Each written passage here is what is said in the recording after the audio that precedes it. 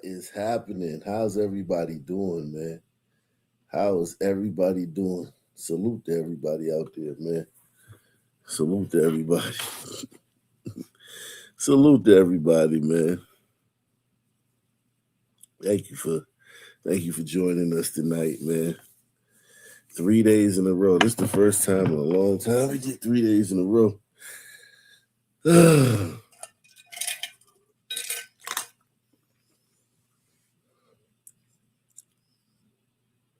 Salute.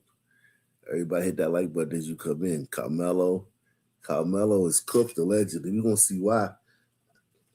I haven't checked it out, but I keep seeing a lot of videos saying he's cooked. It's a wrap.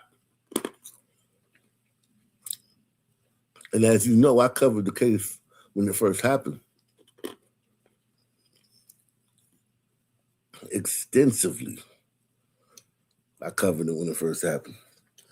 So, I mean, I knew he was cooked then, but there's been a lot of propaganda and a lot of, a lot of things. A lot can change in a year. So,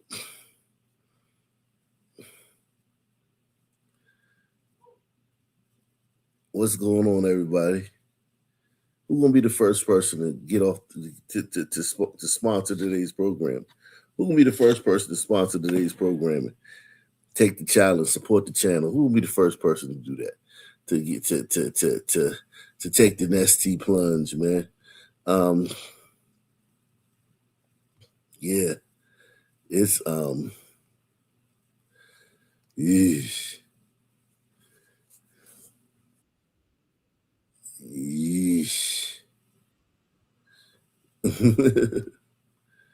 We are here in the building, man. We are live and direct.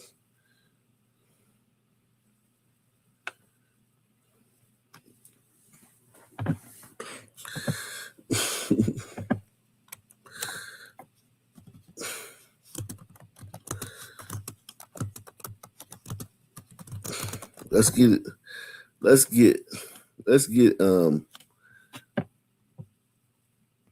started with For the second time in less than a week, Marta is rocked by violence. Last week. For the second time in less than a week, Marta is rocked by violence. Of course, it's a transportation system frequented by blacks, man. Let's be honest, man. That's the reason it's being rocked by violence for the second time in a week. There's niggas is on there, and all niggas ain't bad, but niggas. So if you have niggas on there, the way they deal with each other, the way niggas adjudicate issues, the way niggas resolve problems, somebody gets shot. It's real. It's that simple. Shout out to Jacob Mullins, man. Salute to you, man. Shout out to Steven, MJ, everybody in the building, man. Shout out to all you guys. Again, a woman was brutally stabbed to death at the Oakland City Station. Tonight, someone riding on a train was shot by a man at the Midtown Station, and a massive manhunt is underway to find the gunman. That violence comes less than 36 hours after the White House announced a federal investigation of the system. But we begin tonight on the news at 10 with tonight's show. White House got a federal investigation. Black City, Wakanda. The transit system in Wakanda is being federally investigated because it's run so poorly. Yikes.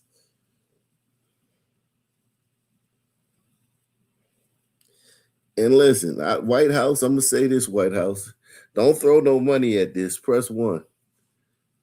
Press 1. Do not throw no money at this. Do not spend our taxes. You can't fix this with money. You can't fix this with money. Do not throw any money at this White House. They're always going to ask for some money. All right, if you want us to stop killing each other, give us some. Nah, motherfucker, no. I'm not paying you. Jeez. They don't want some federal funds. They gonna want them federal funds, the federal ones. Shout out to everybody in the building, man. Continue to keep coming in here. Violence at the MARTA subway station. I'm Russ Spencer. MARTA police say the violence erupted around 7 o'clock tonight at the Midtown station. Fox 5's Tara Jabor spoke to witnesses and joins us now live on the scene with the latest. Tara? Well, we're told that victim is expected to be okay, but they were taken to Grady Hospital. Tonight, police are still searching for that suspect. Now, I got here to the train station at about 7 o'clock. There were dozens of police officers here, MARTA police, of course, and also the Atlanta Police Department. And I saw officers running up and down the street with long guns, but still that shooter has not been caught. Now, I spoke to two people who witnessed the shooting. One woman told me that two men were arguing a little about a seat when one of them took out a gun and shot the other. That Arguing about a seat.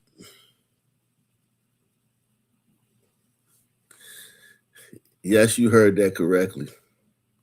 That shooter has not been caught. Now, I spoke to two people who witnessed the shooting. One woman told me that two men were arguing a little about a seat when one of them took out a gun and shot the other. That appears to contradict a statement from MARTA police who claimed that this was a targeted shooting. The witnesses All the cops are black. Look at all the cops.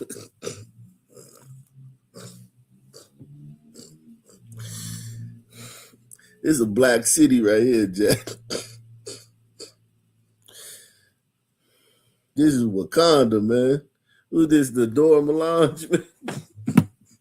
You got the Dora Melange right here, y'all.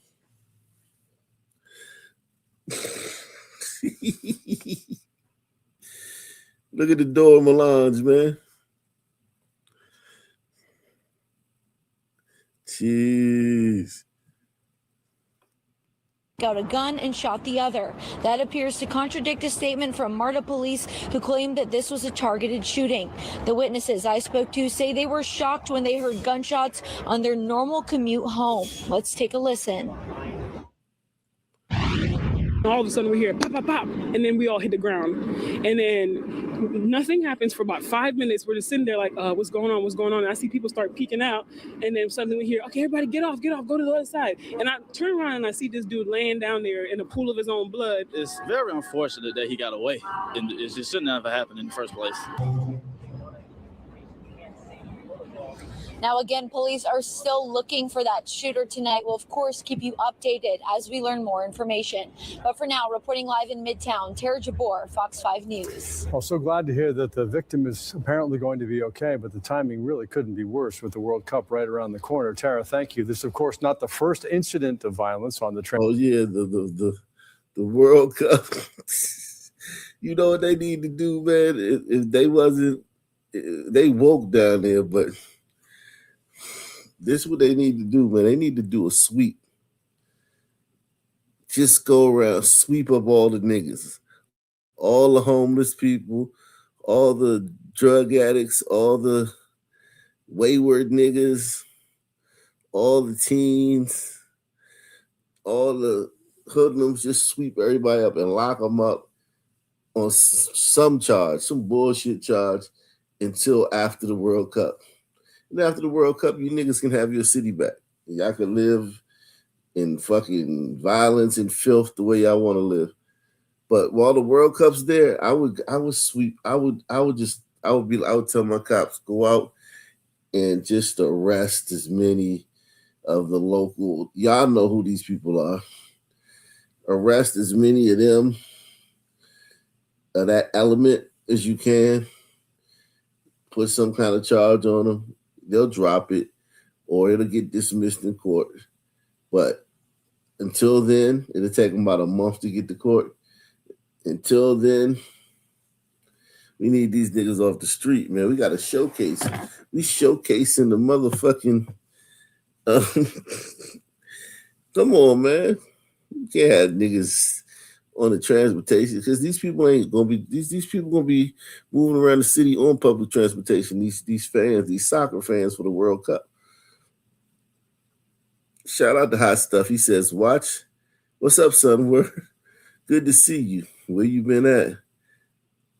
Mo on that link.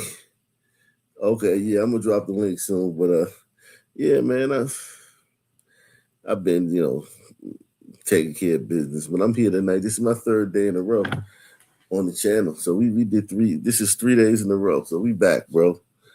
Thank you for supporting the channel. That's what we need. We definitely need that, man. We definitely need the support, man. We definitely need y'all to run it up. We need y'all to run it up and support the channel mightily. You know what I'm saying? We need you to run it up mightily. Okay?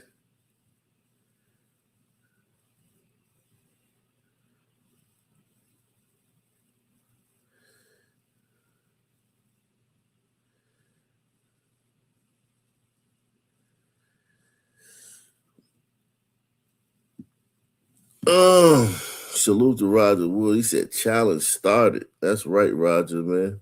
Get that ball rolling. These niggas embarrassing, man. These niggas, man.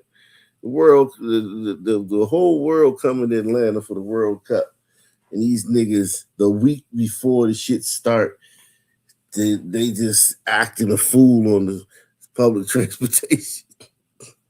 And these people that's coming to Atlanta, they gonna hear these stories and be scared to get on the damn train, man. Y'all ain't shit.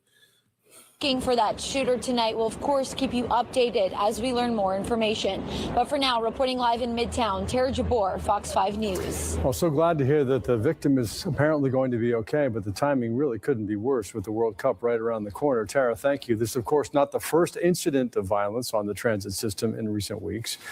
On May 24th, at the Georgia State MARTA station, police say a man was stabbed several times and had to be hospitalized. And then last Saturday, May 30th, prosecutors say John Elijah Matthews stabbed 66-year-old Margaret Swan nearly 20 times at the Oakland. That was brutal. I saw they had the footage on social media. Man, you can't even show that shit. This piece of shit randomly stabbed that woman. He didn't even run. He stood on the scene. Just randomly stabbed this woman 20 times, hacked her to death on the train. And I don't hear about mental illness. That's an evil illness. That nigga got evil illness. And then look at this nigga just walking around with a knife and shit. Like, yo, you have people coming from all over the fucking world, soccer fans and shit coming to your city, man, and you got this shit going on. Fuck these niggas. Elijah Matthews stabbed 66-year-old Margaret Swan nearly 20 times at the Oakland City Station and then slit her throat. Police say it was an unprovoked, senseless act of violence. So for her to just be like senselessly sitting there minding her business and for somebody to come up to her and attack her for no reason, and it's like they can't give me any answers. Like, where was the security? Federal transportation officials claim statistics show the rate of personal security events on MARTA rail lines is 3.5 times higher than the national average.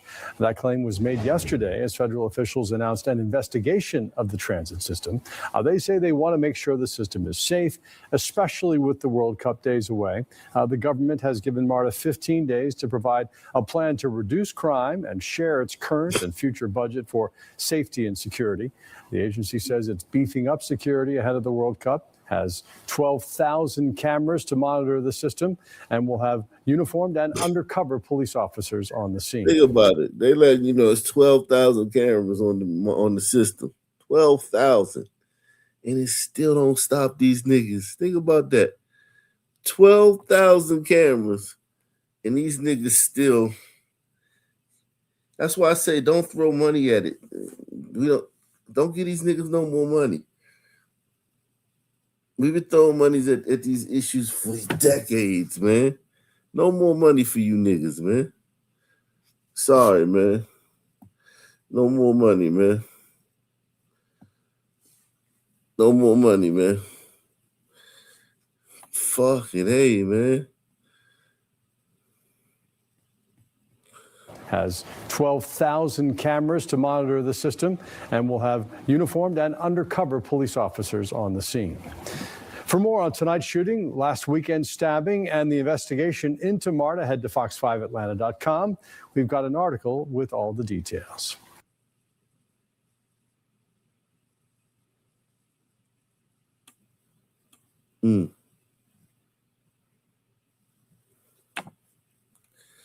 I tell you. You're watching live now from Fox. It's great to be with you on this Friday evening here. We're going to stay in Texas for our next story as the courtroom on the second day of testimony in the Karmelo Anthony trial has adjourned. The former Frisco Independent School District student is accused of fatally stabbing another student at a high school track meet. Karmelo Anthony faces a murder charge in the death of 17-year-old Austin Metcalf. Police say Anthony and Metcalf got into an argument over seating in the stadium stands on April 2nd, 2025, which escalated when Anthony stabbed Metcalf in the chest with a pocket knife. Here to break it all down for us, day 2 in the courtroom, Fox 4's Amelia Jones. Amelia, what can you tell us?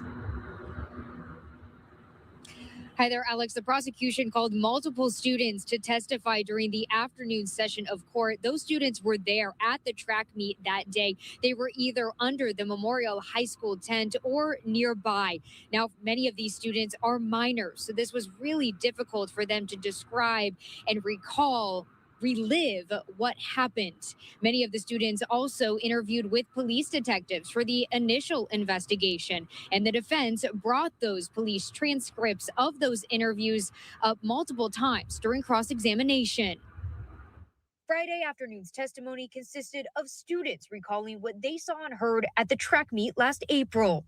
Most of the students are minors, under the age of 17, so their names cannot be shared. Much of the teenagers' testimony was consistent. A few described seeing Anthony, a Centennial student, say hi to a student under the memorial tent and sit by him. They testified that 17-year-old Austin Metcalf verbally told Karmelo Anthony, 17 at the time, to leave the memorial tent multiple times. They also testified that Anthony did not move and kept his hand inside his backpack. Multiple witnesses told the court they heard Anthony say, "Touch me and see what happens." The description of the physical altercation between Metcalf and Anthony differed between witnesses. Some witnesses demonstrated to the jury they saw Metcalf use one hand. Others testified they saw Metcalf use both hands when he touched Anthony. Some used lighter terms such as nudge and touch. Others used grab and shove to describe the force behind the physical confrontation. It's not unreasonable that these teenagers would have differing views. They were probably all in fight or flight and having trouble, processing what happened at that time. Allison Richardson is a principal trial consultant not involved in the case. She says the jurors are going to consider what a reasonable person would do in the situation. But the testimony from the students is something the prosecution could bring up again. What a reasonable person would do. Yeah. What would a reasonable person do if you shoved them? If you asked them to leave and then you told them, hey, touch me, you gonna see what happens. And then they touch you. A reasonable person would murder you. We gotta really think about that. It's no black people on the jury. So I think most people would be like, it would not be reasonable to murder that person. It would not be reasonable to murder that person. Yeah, don't kill him.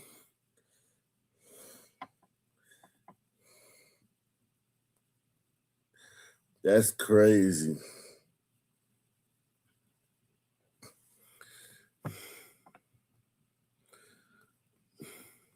A principal trial consultant not involved in the case. She says the jurors are going to consider what a reasonable person would do in the situation. But the testimony from the students is something the prosecution could bring up again in closing arguments. There's no doubt in my mind the prosecution will address this testimony because it's vital in considering whether or not he acted in self-defense or not. In cross-examination of the witnesses, Anthony's defense team asked the teenagers to indicate their location on a diagram of the bleachers at Kirkendall Stadium, then indicate where Metcalf and Anthony were. The defense honed in on the physical comparison between Metcalf and Anthony. One witness testified Metcalf had, quote, 50 to 60 pounds on Anthony. But we don't know the other side of the story yet. And what these jurors have agreed to do is to listen to both sides of the story. And so they said he had 50, 60 pounds on Anthony.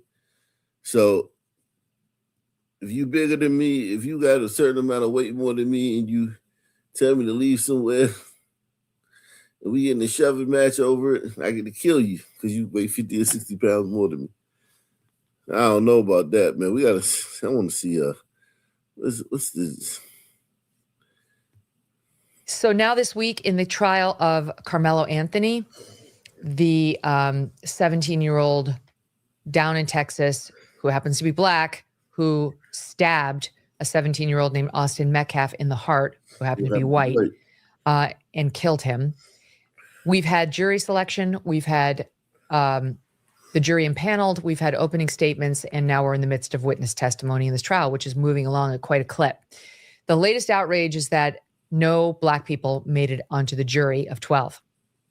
And some, because Karmelo Anthony's defenders are already trying to make this about race, that somehow he got arrested because of race or he was targeted by Austin Metcalf because of race. Zero evidence of that. Zero. There's not even something that they can exploit and make something out of. Oh, man.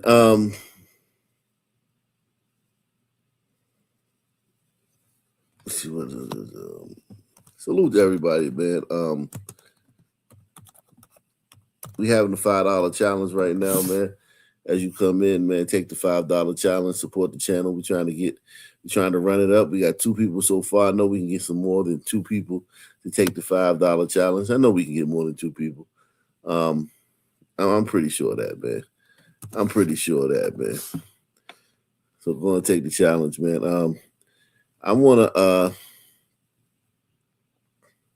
I saw this today. That was amazing. Here we go. I want to show you this brother's video. Prosecutors continue laying out their case against Karmelo Anthony. He is the teen accused of killing another teen at a Frisco ISD track meet last year. Anthony's attorney claims it was self-defense. Trevor Sahaki is live outside the courthouse for us this morning. And Trevor, who has the jury heard from this morning? Well, Karen, so far we've heard from first responders as well as law enforcement officers who responded to the stadium for the stabbing. This has included a Frisco firefighter as well as several Frisco police officers. We also got to see body camera footage of Anthony's arrest. Now, that firefighter, he described in some graphic detail the state of Austin Metcalf's body after the stabbing. Metcalf's father put his head in his lap, and his mother wiped away tears at that point in the trial. Now, this case revolves around a confrontation between Anthony and Metcalf at a Frisco ISD track meet last April. Authorities say Anthony stabbed Metcalf, but Anthony says it was self-defense. After the firefighter testified, the officer who arrested Anthony took the stand. He described handcuffing Anthony as the body cam footage played. According to Officer Eduardo Cortez, Anthony told him, quote, "I'm not alleged, I did it," and quote, "He put his hands on me. I told him not to." On cross-examination, the defense did confirm Anthony surrendered peacefully and complied with the officers. The defense also pointed out the no weapons rule is not a criminal offense, just a policy of Frisco ISD. Defense attorney Mike Howard asked Officer Eduardo Cortez about Anthony crying after the stabbing. Cortez said in response, quote, "Did I see tears coming down his face? I can't testify to that because I didn't see his face. My description was based on the tone of his voice." We're now hearing from another police officer right now. This is the officer that found the knife that prosecutors believe was used in the stabbing. This case is expected to go through the end of today and into tomorrow. Live in McKinney, Trevor Sahaki. Boy. So we got to talk about some truly devastating news for Karmelo Anthony, who's currently on trial for murdering Austin Metcalf at a track meet. Okay, everybody knows what happened between these two 17-year-old teenage boys is a very tragic situation. It also sparked a whole lot of race conversations, a lot of racial animosity in this country. Just overall terrible story. Okay. But I shouldn't have to go over the basic details because everybody knows what happened. Okay. In this video, we're going to talk about the information that I wanted to know from the beginning, which is what actually happened, right? What did witnesses say happened? Okay. And the reason why is because from the beginning, I said that my opinion about whether or not I believe that Karmelo is innocent or guilty is based off the facts and the evidence and the witness testimony in regards to what happened and whether or not Karmelo actually met any of the elements required to claim self-defense. Lo and behold, the actual witness testimony is coming out, and I can't lie to you guys. It looks really, really, really, really bad for Karmelo. Damn. Based off what I'm reading thus far as of the making of this video. And this is very important because the pro-blacks have already declared that this is racism. This is racism, hate, and bigotry. And they've made up facts. They've made up stories in order to fit a narrative that they only can support with made up facts because given the facts that we have right now, Karmelo doesn't have a strong self-defense claim, right? And if you guys remember, these people were going with the narrative that Karmelo was jumped. See, you don't understand. These two big scrapping white boys were trying to jump Karmelo because they had been bullying him before in the past, right? Karmelo was being bullied by these guys. And that Karmelo acted in self-defense because he was getting his ass whooped, right, by the white boys, and he had to stab Austin Metcalf in the chest. Again, it should be no surprise that none of these things are true, right? But these people have created their own story about what happened, even though there's no facts and evidence to back it up. And it continues to be spread on the internet as the pro-blacks are in full-blown panic that Karmelo is going to be found guilty due to the fact that they know deep down inside that this was not justified, that this was not self-defense. But yeah, man, this guy right here, I saw this video. This guy lied. This guy right here, we covered him last night. This guy lied. Let's see this guy. The age of 17, keep that in mind. He is a child. Was arrested for stabbing a young man by the name of Austin. But this wasn't self-defense. This was a tragic situation, and I would have did anything to prevent it. But essentially, from what I know, Austin and his brother, which are two bigger white males, came into the area of Karmelo Anthony. Apparently, these guys were bullying him in the past, and as we know, Karmelo had to defend himself. The white media right now is in shambles, and they are trying to paint Karmelo as this monster, this and that. And this is why I made my platform, to give y'all the black media perspective. What you got to notice is that, man, this system, the way it do black people, but specifically black boys, it's embarrassing to say the least. You can just tell it's a lot about black boys literally pimp this system. Black boys are the ones that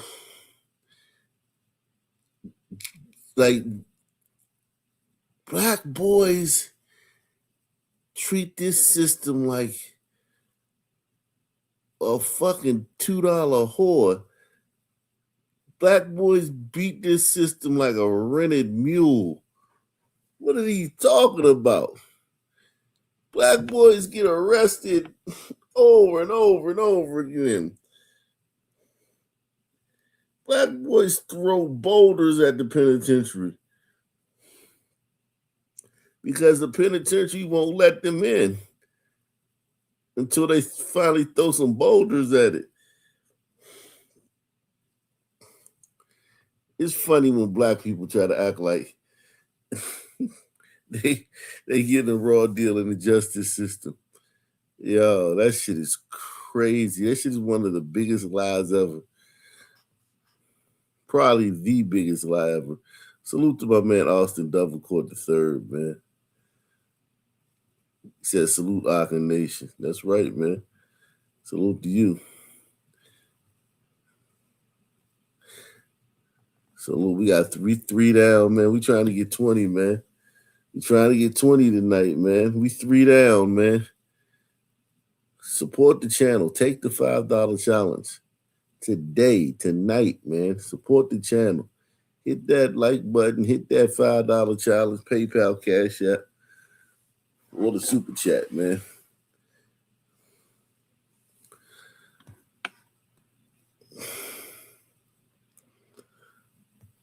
Shit going on. It's bias, yes. I guarantee if this was the other way around, y'all would want Austin Metcalf to beat the case. The Karmelo Anthony dude don't even have a jail record. He ain't never. Another thing, he has a perfect record. Yeah, but he's 17. This is a think about it. They're bragging that a 17-year-old doesn't have a jail record. He's 17. That just goes to show you, like I said, it's rare for a 17-year-old black kid to not have a jail record. Press 1. It's very rare. It's very rare for a criminal record. For a 17-year-old black teen to not have a criminal record. It's not common.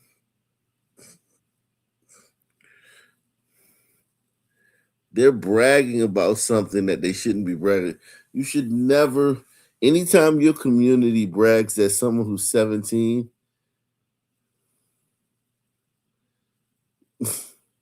doesn't have a criminal record. And listen, we all know that he's done a lot of shit. He just ain't been caught for it.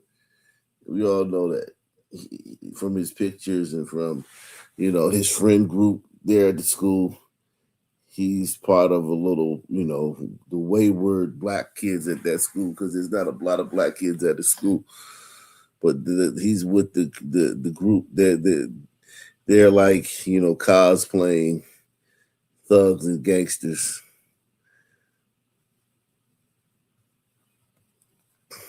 Record. He comes from a great family, 2-parent household. Like, it's fuck, bro. Karmelo, damn, dog. Been in trouble before, so why is y'all acting like he was a troubled kid? I can understand if he was just out here living reckless. He probably was just tired of being bullied and he was scared for his life. I believe Karmelo did what he had to do. And if he was my little brother or my little cousin, I would have told him to maybe go about it a different way. And even the fact that everybody's bringing up, oh, he's at school at a track meet. Why does he have a weapon? First of all, it was a cleat sharpener. And why do y'all act like school shootings don't happen? This is America. You know what I'm saying? These crazy ass white dudes walking around shooting up schools all the time. Someone having a knife on them, even if it was, is not out of the ordinary.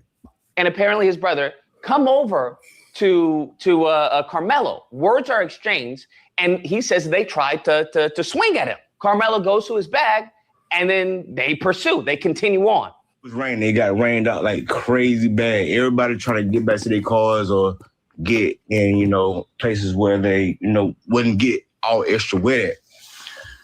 Dude was sitting up under the tent, right? He was on his phone, right? My daughters was up under the same goddamn tent. Yeah. So I'm paying attention to my kids, but at the same time, they're in the same vicinity. So I'm watching everything going on around it because I'm there for my children. So dude walks up, McKellen, bro, he wasn't even under the tent at the time. They came from a whole separate tent and walked over there. Here's the thing. This just goes to show you how crazy black people are. The trial is going on now. And instead of saying this stuff on the stand, instead of being called as witnesses, instead of talking to the defense attorney and asking the defense attorney, can you be a witness? These niggas get online and say all this shit. Yeah, man, here's what really happened, man. I was there live, or I heard. And the trial's going on right now. Just testify to this under oath. Niggas are awful, man. Press 1. They're just awful, man. Niggas are awful, man. The way we do things, our modus operandi, we're awful, man. We do stupid shit. Shout out to my man, VA Beach, man.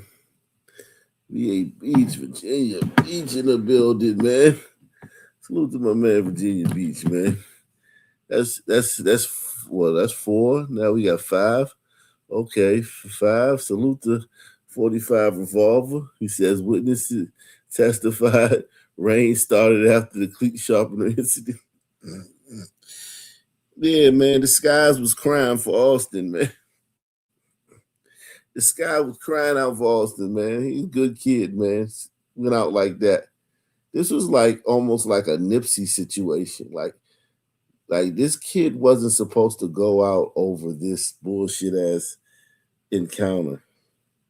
This bullshit ass encounter took out a kid with a 4.0 GPA, active in his church, scholarship offers to Division I schools to play middle linebacker.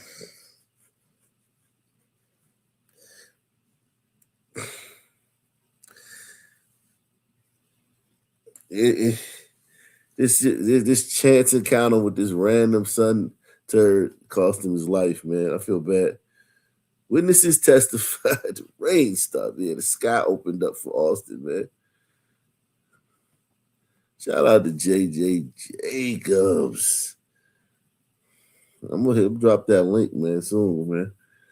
I'm gonna drop that link soon, man. We're gonna get into it, man. Trust me. Shout out to Amazing Disgrace, man. Amazing Disgrace says black jurors took themselves out of the pool by stating they couldn't be in. Yeah. Can you? Yeah, it's a simple question. And they were like, nah, man, I couldn't lock up another brother. What? Yeah, you don't want to be a jury. You ain't even trying. And listen, as a black person who's gotten the letter as I like to call it, in the mail for jury duty, I didn't want to do jury duty either. I just didn't show up. I was a no-show.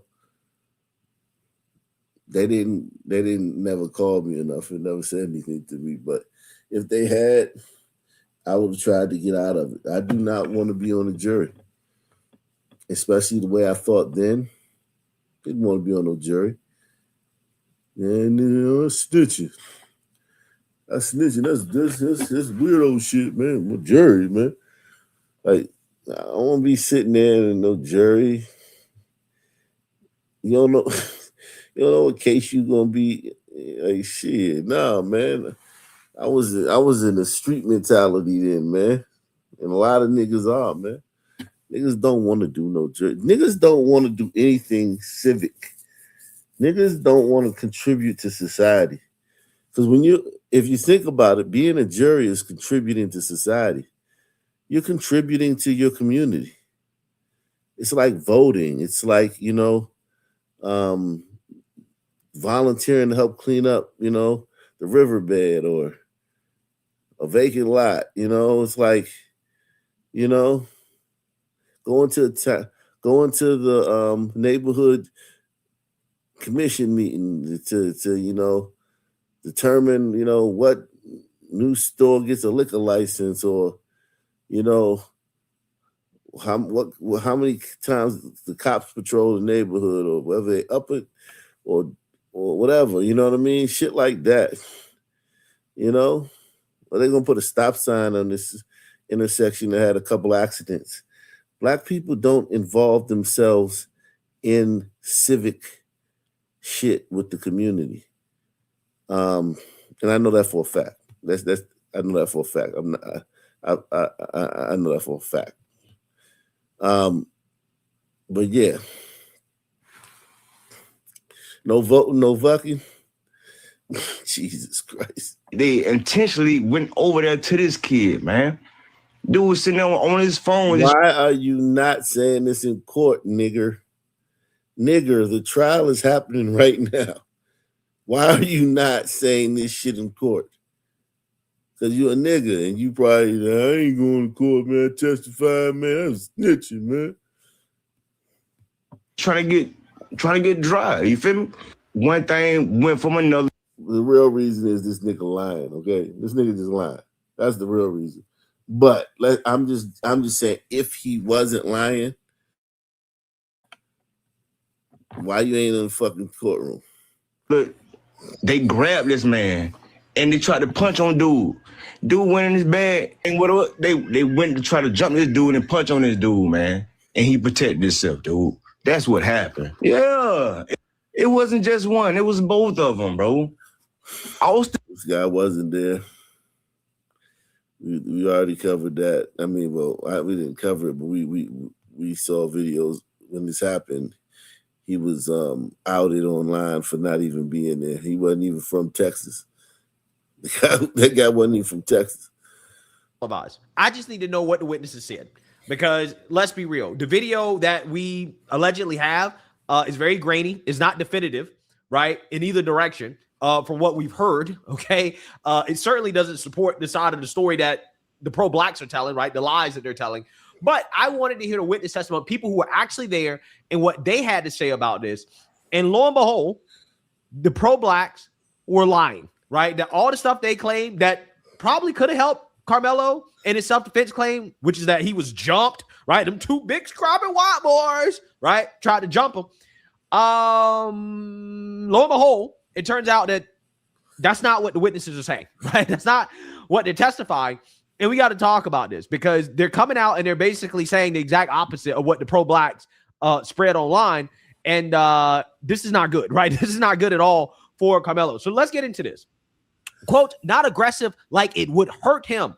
Witness details Austin Metcalf's final moments. The parade of student-athlete witnesses continued into late Friday afternoon. A 17-year-old Frisco Memorial High School athlete and friend of Austin Metcalf testified that he saw Metcalf and his brother Hunter warming up on the day of the stabbing. He said he did not previously know Karmelo Anthony.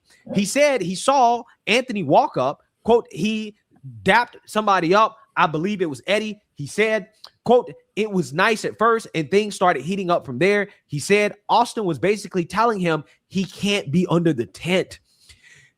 This is backed up by the testimony of a coach, right, who basically said that, yeah, I mean, when it comes to team tents, you're not supposed to have people who aren't supposed to be under the tent. And I totally understand that, because stuff gets stolen at these track meets, right? You have all these kids there and people have their valuable stuff, their phones, their wallets, whatever, under the tent in their bags. And Karmelo was under a tent that he wasn't supposed to be under, and he was asked to leave. Okay. And again, this was a reasonable request. It's not unreasonable to ask somebody that you don't know who's under a tent they're not supposed to be under, who is near you. But here's the thing too about blacks, right?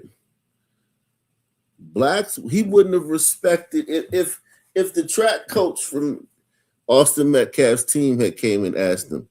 That little nigger would have still had an attitude. Press 1. If a representative from the fucking city sports association that was running the event came and said, hey, little son turd, man, this is, if you don't go to this school, you have to get from under this tent. That little nigga would have still been mad. He still would have had attitude. He would have still had a fucking attitude, no matter who had asked him. Now, being a fellow student, he killed him because he felt like, oh, you just on my level. You just a kid like me. Why are you trying to act like you got authority over me? You just a kid like me. So the son man killed him. But anybody would have asked that son turd about it, he would have fucking got fried. Like I always say, some men always have issues with if they're at the library, they'll have issues with the librarian. If they're on the bus, they'll have issues with the bus driver. If they're at the mall, they'll have issues with the mall cop. If they're at the pool, they'll have issues with the lifeguards. If they're at the club, they have issues with the bouncers. Son's gonna have issues with whoever's in charge. Whoever's in charge, son's gonna have issues with. And right now, it's covering, listen, let me just go ahead and finish this. Let this your stuff to say, hey, you got to go. You can't be here. That's not unreasonable. Okay. So let's continue. He said he heard Anthony say, quote, touch me and see what happens, and that Austin stepped towards him. He testified that Anthony had a hand in his backpack, which he found unusual and concerning. Quote, the vein of Anthony's arm was visible like he was grabbing something. He said Anthony told Austin Metcalf not to touch him. Quote, Austin went and touched him on the shoulder, kind of moving him, the witness said, adding that Anthony then stabbed him. Quote, I was in disbelief, he said. Austin was a bigger guy, and he had tried to be nice about it.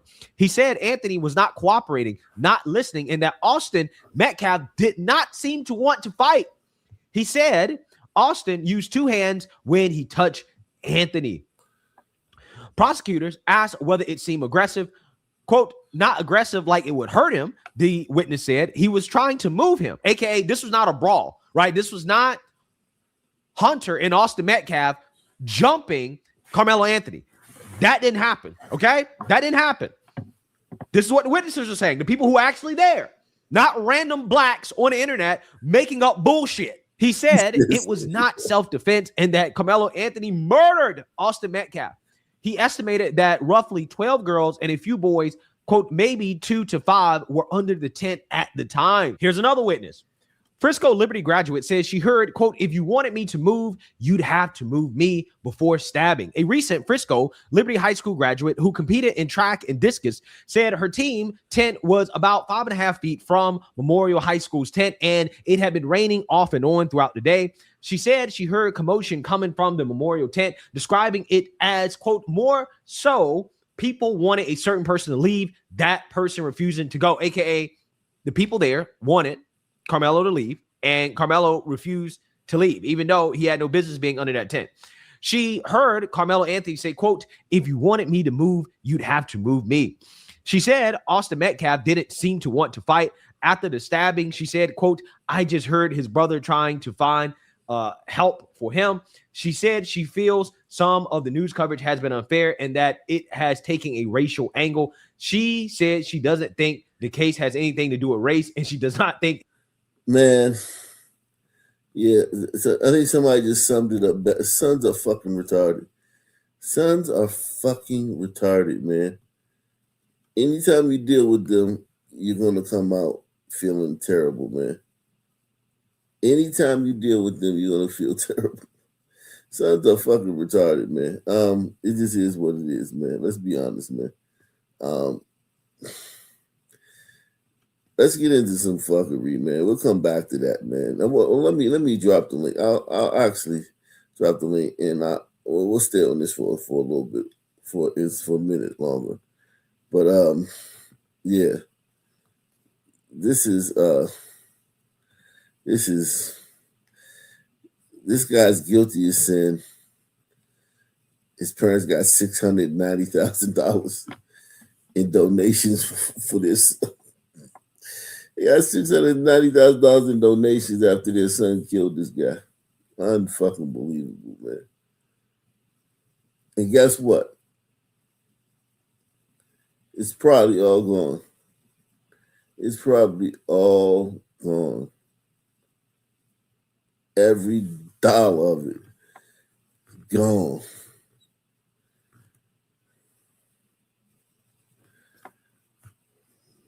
This is the reason we have so much division in our country, because some people are lying, dirty dogs. If evidence does come out that Karmelo was not in fact fighting for his life when he stabbed and killed Austin Metcalf, do you think that the black community will accept that? No, we're going to stand by ours regardless. They stand by theirs. He was not an aggressor. Karmelo was not an aggressor.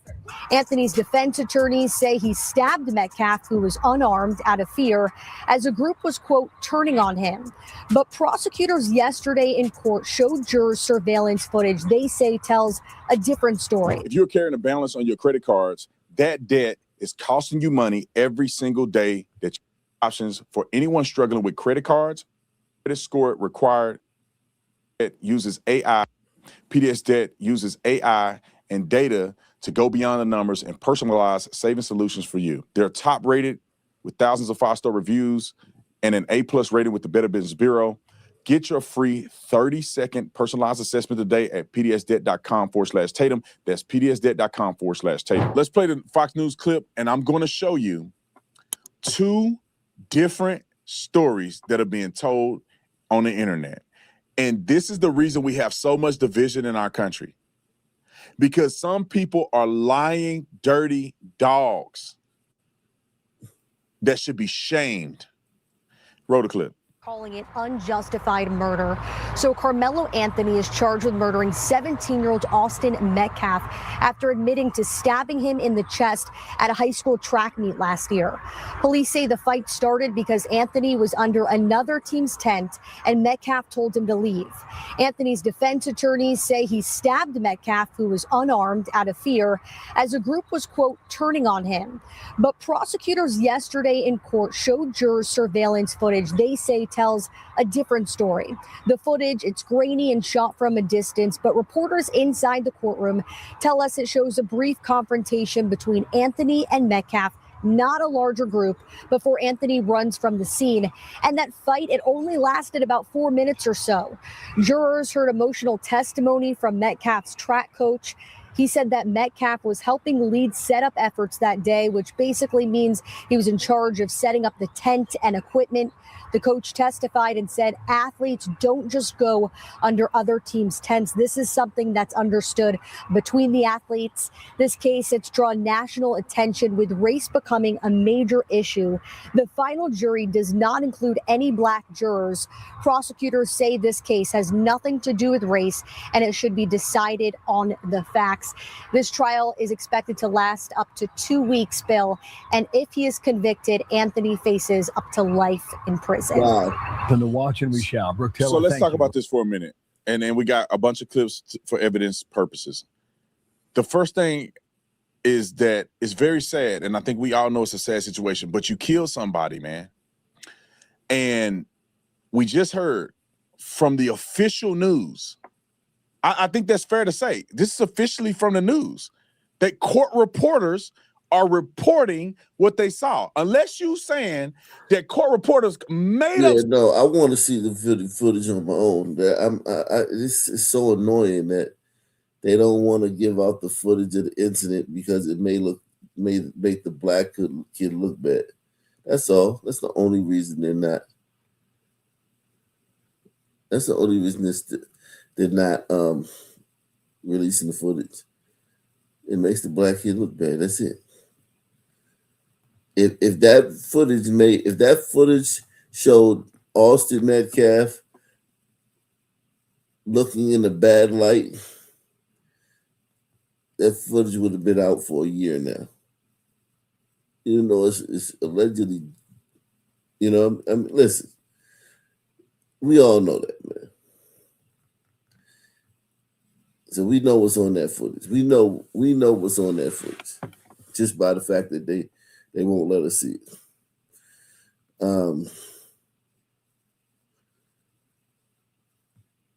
Salute to all you guys. Let's see, is anybody in the back? Oh, we got a couple people in the back. Okay. What's up, guys? How y'all doing, man? What's new? What's You need to take a nap. Them kids wearing you out. No, I'm fine. I'm fine. I'm not really sleepy, man. It's just sometimes you was sleeping. that guy's voice had me weary. I need your voice and Wicked's voice, man. I won't fall asleep on your voices. What's up, Wicked? What's up, Wicked? Yeah. Yo, Some people got monotone voices and it just makes you tired. But I'm cool, man. We rocking out, man. Continue to hit the like button. Go ahead. Yo, I was watching a video you did recently, right? And I just had a quick question, man. Go ahead. It was about a Nigerian custom where like the men honor the elderly, right? Yes, they lay down on their face. My question was, when do they viciously attack them? Is it before or after they bow? That's probably after. Oh, right. Or is that an FBA thing? Yeah, I think that's an FBA thing. That type of stuff. Yeah, you see elders, man. Like, and it's not all Africans. Like, let's not try to say that. It's a specific that's the Yoruba tribe and some other tribes. They do that in Nigeria, but all Africans don't do it, and all blacks obviously. That was just interesting, man, because I'm so used to seeing like the exact opposite from these dudes. You know what I mean? Here's the thing: they want to do it. Like they want to do it. Like you see when they see an elder, like they don't even think about like you'll be with one of them and you'll see them hit the green. What the fuck? And they get on their face, huh? That's Yeah. funny because here the brothers want to put the elders on their face. Exactly. Yeah, you're right. You're right. Exactly, man. What do y'all think about Karmelo though? What is y'all thoughts on Karmelo, man? Well, you know the blacks, the son's gonna cape for him either way. So it doesn't Right. matter, what evidence come out. Like Yeah. they're gonna cape for him either way because it's not about right or wrong. It's about the fact that he's black. So I don't know. I hope the judge isn't, persuaded too much by like social media and like, Nah, I doubt it. the mob. I hope not, Yeah. because he needs to give that little nigga at least like 50 years, Well, to here's be the No, he's thing. not honest. gonna get Maybe 50, but not he's No life, cooked. way. but I No think at way, least JJ. No, he's not Listen, getting 50, but 50 he's to be cooked good. though. He'll get out when he's He about 60, nah, 61, no way. 62. no. He'll be out by like 30. That's He'll enough get a time. dub. JJ, he gonna get a dub.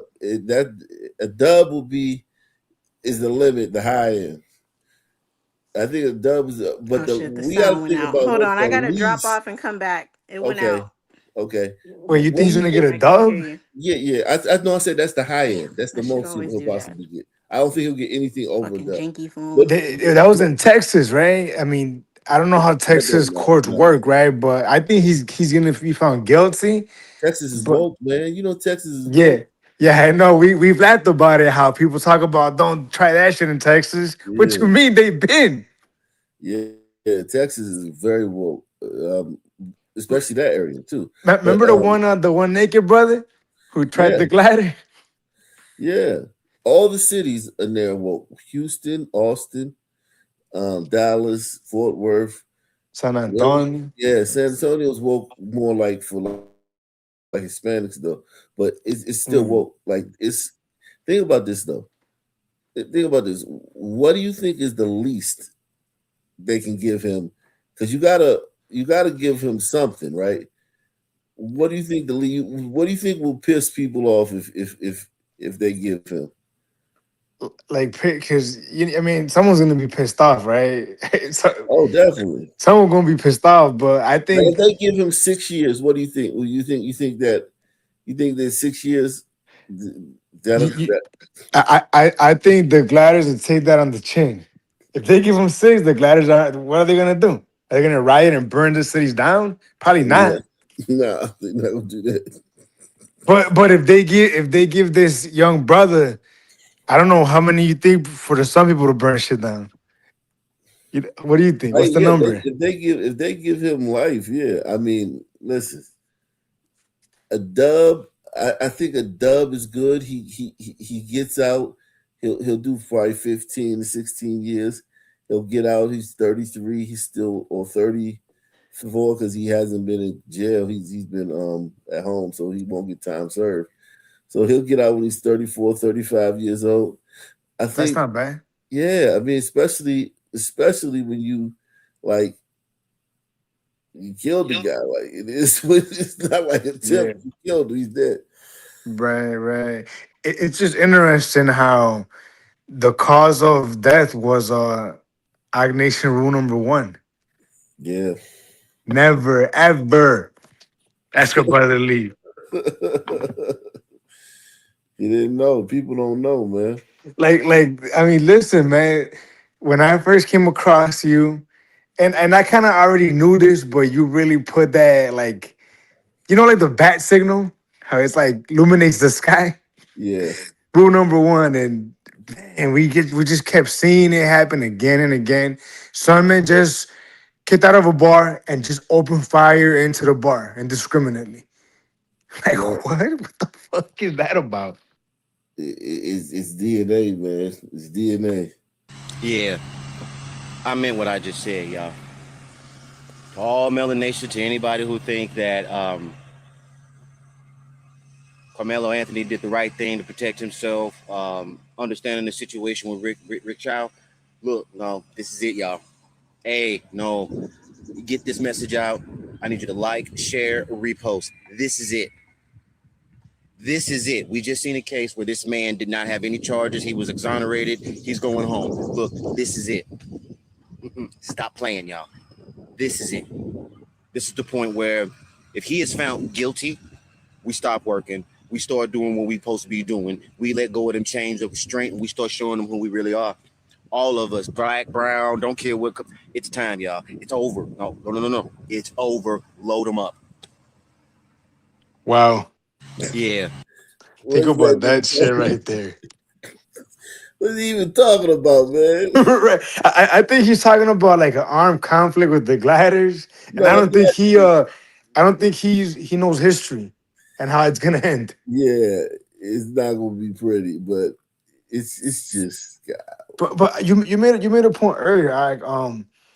That got me thinking. Right? Wouldn't it be worse if Karmelo was like a 4.0 student and like a church going boy? Because even a church going 3.7 GPA boy doing this kind of murder, isn't that worse?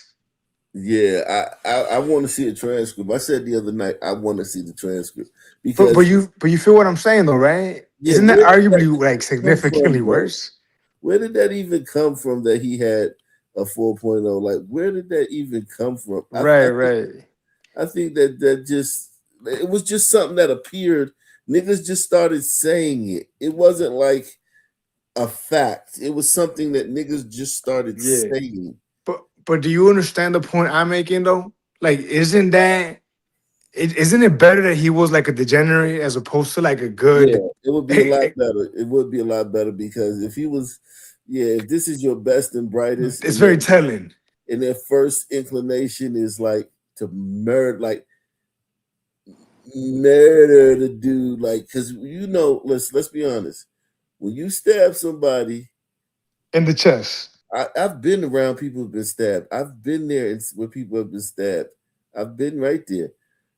A lot of times a person will just stab you in your thigh or stab, they'll swing like underhand, boom, you know what I'm saying? Like get you off of them or to send a message, right? Gunshot. To just instantly stab someone in the chest. Manslaughter is another way, especially first Is degree. insane, man. Yeah, I mean, look, you stab him in the chest, man, and you're trying to kill him. Yeah. And stab him anywhere, really, right? But the chest, it's just like die, motherfucker. You know? You're not really trying to kill somebody, stab him in the thigh. You're not trying to kill him. Yeah. But if you stab him like in the stomach, it's also tough, right? But you're right. The leg is also kind of tough, man. You hit that vein. No, but people don't know that about that. People don't. They're not. They're not. They don't know. Yeah. Like if you stab them in the chest or the face, that's kind of like die. You know what I mean? Yeah. So salute to. So hold on. Let me say this. Salute to my man, Deluxe 247, aka Cal Ripken, aka the real MVP, coming through once again. Salute to sent me that good old Bitcoin, man. Shout out to you, pause though. Yo, it's just a shame, man, that fateful day act, 2 lives were lost, you know? JJ Jacobs, I want to ask you this. What's the least that they can give that they can give him that you'll be would you, if they gave him 6 years, what would you think about that? No. I think the least is 15. 15 years is the least? 15 is the least. Yeah.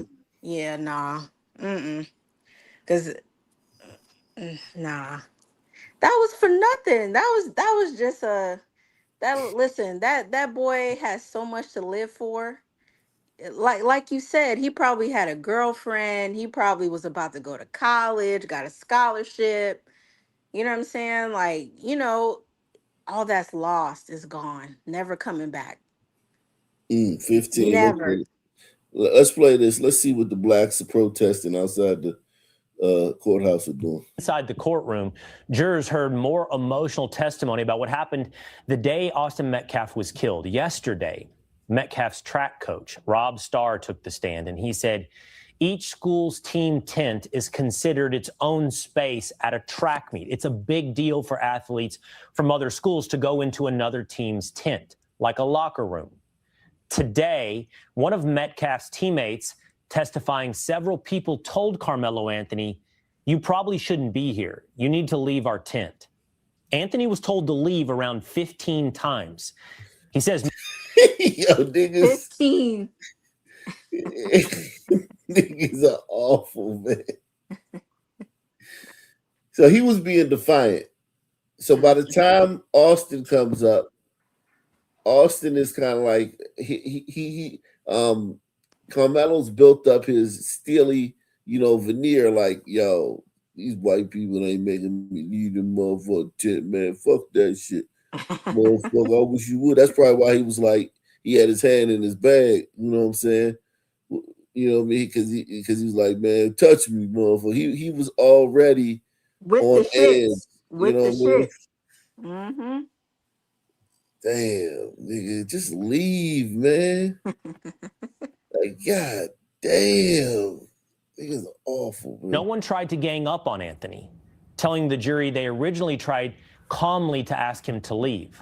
He described the situation as, quote, minor pushing at most. But from there, things escalated. The teammates say Anthony and Metcalf were both angry. And that's when he says Anthony told Metcalf, with his hands in his backpack, touch me and find out. That teammate testified that Metcalf pushed Anthony and then Anthony stabbed him. He says he then heard Metcalf say, oh my God. Another teammate also took the stand. And when asked whether it looked like Metcalf was trying to pick a fight, he said no. When asked about the same situation, if Anthony was trying to pick a fight, he said yes.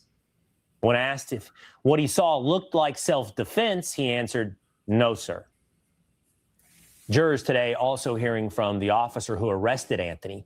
Frisco School Resource Officer Eduardo Cortez testified he radioed other officers. Goddamn Ombrito, man. Yep. Mm-hmm. I was going to say that. What they do?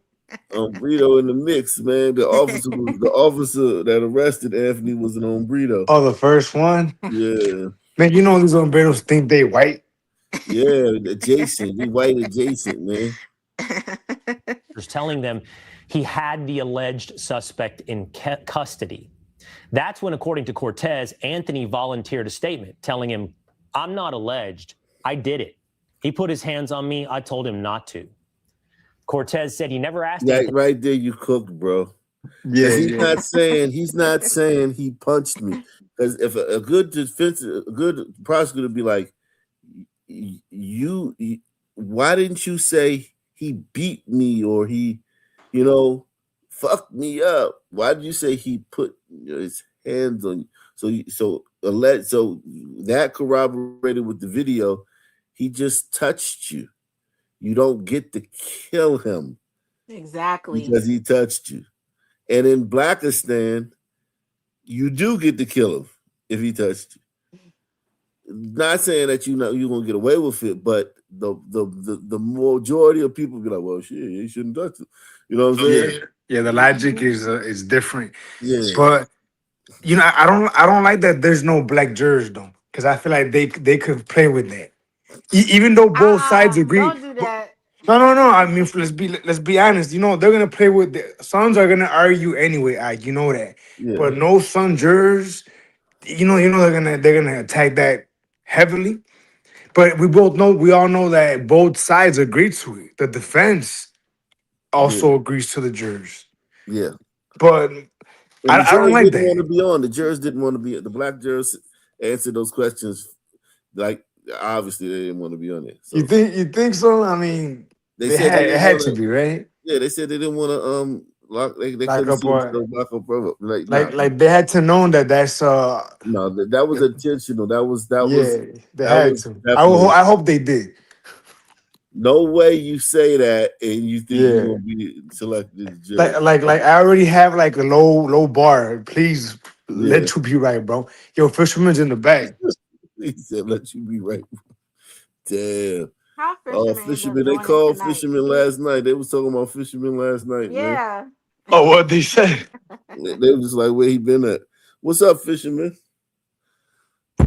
So What are your thoughts, man?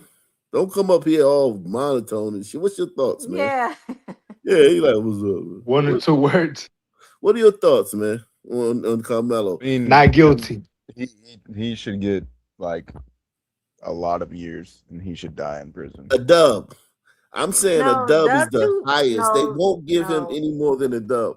50 at least. That's least 50. Yeah, I mean, if I had my mean, way, he'd get the death penalty. Yeah, Oh, that wow. too. That too, fisherman. You know, fishermen will get that mob action going. I break them out of jail to swing them. Oh shit! I mean, I'm not against it at all. Wow. So, hey, so fisherman, what if they give him something like 6 years? Will white America? I think it's time to boog. White It's America is white America right? And I'm not talking about white liberals, because white liberals are going to be with Carmelo. We know that.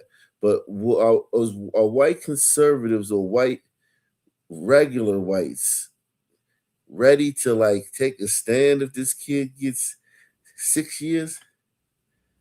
Yeah, I think a lot of especially the younger conservative leaning types are tired of it. Mm-hmm. Because I've seen Nick Fuentes. He's walked back. He's gonna come to the center. He's toned down his stuff. We've seen Tucker Carlson tone down his stuff. We've seen a lot of the conservative voices tone it down. The white conservative voice tone it down and come more to the center. That's not a reflection of the masses, you say? Nah, I think Tucker Carlson's a retard. And Yeah, Nick Fuentes, he's a fucking moron. Nick Fuentes is he's like a weirdo Catholic dude. I don't resonate with him. Mm-hmm. Okay, so what's wrong with Catholics? I mean, they're Go ahead, they're a Wicked. big reason why like we have this whole refugee crisis. They fund it. It's all just You talking about Catholic charities? Yeah, and I mean all the way up to the Pope. Like it's the whole entire No, go ahead, institution rep is your dog shit. Catholic. No, don't let nobody talk about you. Yeah, but Wicked is like he Catholic. Those on Burritos, they like a different kind of Catholic. They more like just by the book. Like they not into all that Vatican shit. They just into the Catholicism part of it. Right. Because I went to a church, like I said, I went to a Salvadorian church. They were Catholic, but they were offshoot of Catholic. They were a cult. They ended up being a cult. But yeah, Catholic church, man, you got to you gonna get some cardio in the Catholic church. Yeah. You gonna get up and you gonna get down. You gonna get up. You gonna get down. You gonna get up. You gonna get down. I miss Baptist church where you can fall asleep, man. You can't fall asleep in no Catholic church, man. I mean, it's just all nonsense. It's like these old men dressed up like retards, chanting bullshit that was taught to them by Jews. So It's y'all, all so fucking we stupid. didn't come to a general conclusion. What's the least amount of years that we all think he should get? I'm saying a dub. I said anything 20? anything under a dub is criminal, but anything over a dub, I don't see it. I just can't see. I'm trying to see it and I don't see them Is giving it because you see him as your son? No, I'm saying what I'm saying. Like Yeah, Obama?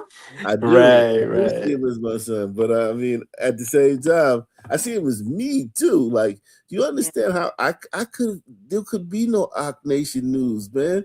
It could have never been. Like, yo, I've been, you know how many times I wanted to kill people, and how many times I've been in like physical altercations and shit. One bad impulse, it would have been over Yeah, with. like that could have been I could have easily, when I was at the Quaker school, I was walking down the hallway one day, and this kid, he was playing a joke, and he jumped out at me, and I elbowed him in his nose and broke his nose. Like I just, pow, broke his nose. His nose was crooked. He's like, "Oh shit, you broke my nose." I was like, "Oh man, my bad. I thought you was. I didn't know you was playing. Like you just jumped out at me. Like you But got how kids old were like." you though? I How was like old were you? I was like 16, 17 years old. Yeah. I mean, listen, man. I've done so much stuff that I could have been there. I definitely could have been him, man. I definitely could have been Carmelo Anthony. Definitely could have. uh, it's just a think about it. He's at a track meet, even though he has a knife. He's still at a track meet. He's there to, you know, perform some athletic event. He goes under the tent. Some white people say, "Hey, man, you shouldn't be in here," and then he puffs up and starts, being entrenched in his, defiance towards them. And then that takes him down this lane, and now he's with this kid, and this kid they're talking back and forth, and he's like, "Yo, I'm a nigga, I'm a real nigga," you know what I'm saying? Shit, you playing, you think you tough, bam, killed them, and then it's over. And I'm sure he wish he had that moment back, but it's too late now, and he got to serve his time. And that's how it be in the street. That's how it be everywhere. Black people, sons, we just react. We don't have that those systems in place that would override that impulse. So like we just go straight for it. And I know how that is, man, being a son, man. Let's see this one. Let's see this one right here. This is another racial story right here. That's probably going to take America by storm if it gets out there. Two young brothers in Kansas City, Kansas, just wanted to sell lemonade this summer. Ma'am. What happened when police were called to their stand is a story you are going to want to see. KCTV5's Zach Fisher has more. Jakai and Pres Reed have been selling lemonade here on 33rd and Webster for years. But this week, when life gave them lemons, Kansas City's finest made sure they sold every cup. It all started with a 911 call. One police haven't heard before. Someone notifying them about two boys selling lemonade on the corner. But when Kansas City, Kansas police and firefighters arrived, they didn't shut the stand down. They became its best customers. Officer Morgan Reed was among the first to pull up during the afternoon shift. Look at that. The police, interacting with these black kids in a positive way, man. What do you think about this, guys? They I mean, it's always bullshit. do. It's a waste of time. But you don't ever see this though. Like they always Yeah. interact positively, just like when the interactions they have with them on a daily basis, where they could kill them, kill Yeah. niggas. You know what I'm saying? Yeah. That's a friendly interaction too. Exactly. Well, Especially there's no memory, right? So you can do Especially this what? you can do this 1,000 times, and then the one time they feel like they've been slighted, it's Is gonna there a be delay? none of it matters. It's true. That's very true. Yeah, this didn't gain these white cops. This was all for naught. Like, yeah, this gave them no points, no credit. Their credit account is still in the red. They're still in the red for George Floyd. It's like, yeah. But I mean, they were called, and had they reacted differently, say they had told the guys, "Hey, man, sorry," or local ordinance says you can't, here it's out of our, it's out of our hands. We gotta tell you guys to wrap this up, and that would have been a huge story. But they let them. They not only let them stay, they actually bought the lemonade from these sun turds. Lemonade on the corner. And are those diabetes pineapples? That's what it looked like. But when Kansas City, Kansas police and firefighters arrived, they didn't shut the stand down. They became its best customers. Officer Morgan Reed was among the first to pull up during the afternoon shift. I was calling everybody, yeah. I was just calling everybody, hey, make sure you guys stop by the lemonade stand. And then just whenever they were busy, a couple people were able to swing by. Those calls worked. When all is said and done, the boys sold more lemonade and Kool-Aid fruit to dozens and dozens of Kool-Aid officers in about 30 minutes. It is. They are the diabetes pineapples. Niggas soaking fucking fruit in Kool-Aid, man. Crazy. What do you think about that, Fisherman? Have you seen that trend? No. Which one? You haven't seen the Kool-Aid? It's sweeping the nation. Kool-Aid pineapples. Sons are literally buying Pineapple and Kool-Aid. jars of pineapples. Really? Pouring the juice out and pouring Kool-Aid in there and selling it. It's like they're selling it on their own. Yo, I think we got 9 people that took the $5 challenge. We're trying to get 20, man. If you find it in your heart, man, you can take the $5 challenge, man. Support the channel, man, and the work we're doing here, man. We keeping it rocking, man, off the early morning, man. I think we need 11 more to take that $5 challenge, sponsor the show tonight, man. That'll be great, man. It says the viral Kool-Aid pineapples. Drain the juice from a jar of pineapple spears into a separate container, then whisk 1 packet of your favorite Kool-Aid into the liquid and add half a cup or 3/4 of a cup of sugar. Refrigerate overnight and serve with a pinch of salt or a splash of lemon juice to wake up the flavors. This is. Is that good? Diabetes. I'm not trying it. I'm never gonna try it. Right. That's diabetes. My boy trying the strawberry kiwi. Yeah, 100 out of 10. Come on now. Ooh, the juice always gonna do it. I'll tell you. Hey, you can put your juice on some ice. You can mix that shit with some liquor. I'm mixing some liquor. Look at that fucking thing. That's sugar. 3/4 of a cup of sugar in that little Stop fucking playing. thing. What they doing? I'm telling y'all, come grab them. Find this review right here. Kool-Aid busting. Ready? I'll taste the liquor. Watch me. I don't know nobody selling me pineapple to me, boy. But they go to like Costco's, whatever the fuck, and get all this damn things, and they take them home and they mix them up.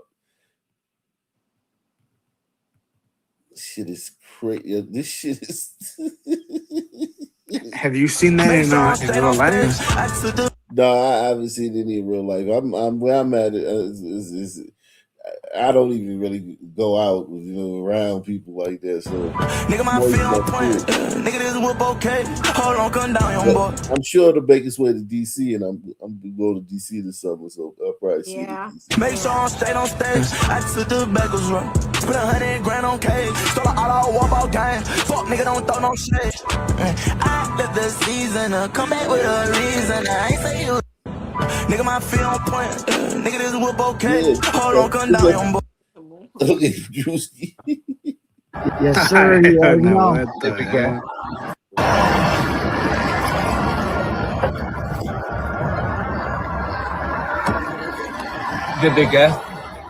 guy. Yes, sir. Want to, but then that's it. No, we gotta get it by 7. Look at this. This is the type of white people that do it. Pink I lemonade. have every white person that I've seen drinking this, eating this shit, has looked like this. There's baby been no hairs. regular white people doing it. It's a juicy situation, y'all. And we got pink lemonade. Okay, period.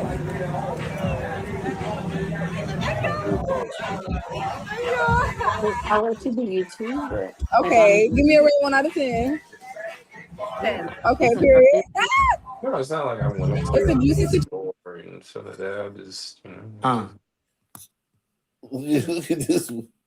Kool-Aid, man. green apple. I smell it. Okay, hold on. I'm glad I always wash my hands. You gotta get up Yeah. to the zoo. Kool-Aid, green apple. Yeah, I it's smell tough. it. Okay, hold on. I'm glad I always wash my hands too. Y'all see this? Ew. Ugly. I'm so glad.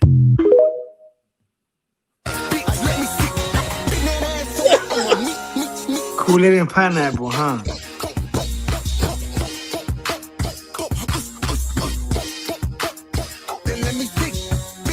Too much.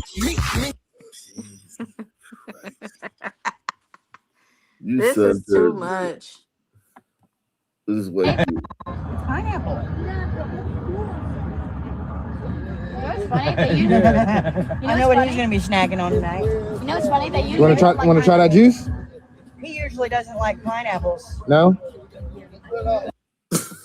That's literally like putting bacon, like wrapping like some food that you don't like. Like say you don't like a Brussels sprout or something or broccoli. That's like wrapping a piece of broccoli completely in bacon. It be like, yeah, he usually doesn't like broccoli. Of course you don't like it now. Exactly. Like a quarter, they put 3/4 of a cup of sugar in that thing in each bottle. They add it. It's already, you know what I'm saying? It's already sweet. The juice is already sweet, and the pineapple's already sweet. They pour the juice out, put a Kool-Aid packet in there in the juice, and then put a 3/4 of a cup of sugar. Mix that up, and then pour it back in. But that's why black people have diabetes. You know what I mean? Type 2. That's why they have it. Look at these niggas, though. These niggas, look at Fat, these. ugly, black. I mean, dark too. Dark. That's funny. Yeah, this is crazy. Look at this nigga. Look at this nigga, man. Damn. They can't be good. Yo, he got bingo wings, man. What flavor that is? Cherry. Strawberry, not no damn cherry. So Kool-Aid and pineapple, huh? I wonder if it's good. But Trav, Let me show you one more time. What flavor that is? that I bet you that bottle did not make it home. you know those burritos, like we love to put seasoning on our fruit. You know, like Yes, with the yes. yeah, I was we gonna love say it. that. Yeah, we love putting the tahini and the chamoy. Tahini, Yeah, yes. you ever had the chamoy? Watermelon, mango. Mango, everything, No, apples, I like some heat on the mango. I'll give you that. Mm-hmm. But cucumber. Yeah. Yo, have you ever tried a chamoy?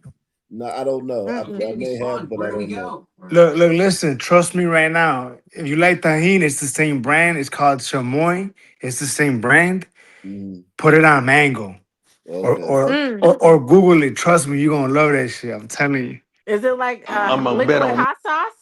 It's like a liquid tahini. I could almost describe it, like a liquid tahini in its own right. Okay. Look at this nigga, man. This nigga bought the whole fucking pallet. Jesus, these niggas are making money off these shit. I Oh wonder how much shit. this cost. They gotta be like a dub, man, because I mean, everything's more expensive nowadays. Man, I haven't had Kool-Aid in forever, bro. Me neither. That thing gotta be a dub. Salute to Roger Wood, man. Roger Wood in the building, man. He says, at my funeral, make sure there is 1, no effing balloon release. 2, no effing image of my face on a t-shirt. 3, no effing Kool-Aid pineapple being served. Yeah, this horse has left the barn. I thought it was going to be just a fad, but since it's the beginning of summer, it's like it's going to last throughout the whole summer. and Mhm. it might like literally become part of the culture, the black culture. Oh my God. This is probably the worst thing I've ever put in my body. This is a super viral trend that's going on where you take pineapple spears, load it up with packets of Kool-Aid, and then you dump a cup of sugar in it. You leave it to sit in the refrigerator for 24 hours, and then you eat it. And just to be clear, these pineapple spears are already doused in light syrup. Oh, so the pineapple, so they are pre-sugared up. You put They 2 know. packets of Kool-Aid into this? 4. You put 4 packets into this? Oh Yeah. my Holy dude, shit. oh my God. This is something you would eat in like a Dr. Seuss book or something, yeah. dude. Oh my God. I didn't know it was 4 packets. I thought it was just 1 packet of Kool-Aid. Me too. Fuck Me too. you, man. God. I can see that, dude. I feel like I can see the sugar on it. This stresses me out. I have goosebumps all over my body. I'm All right. stressed. This is, oh my God. Oh, that's really sweet. You see Oh, the really? difference? You see the difference? Okay. Yeah. It's just like a giant fruit snack. You There's see no the way not difference to in like this. between It's literally races caked and in like cultures? 300 grams of sugar. Yeah.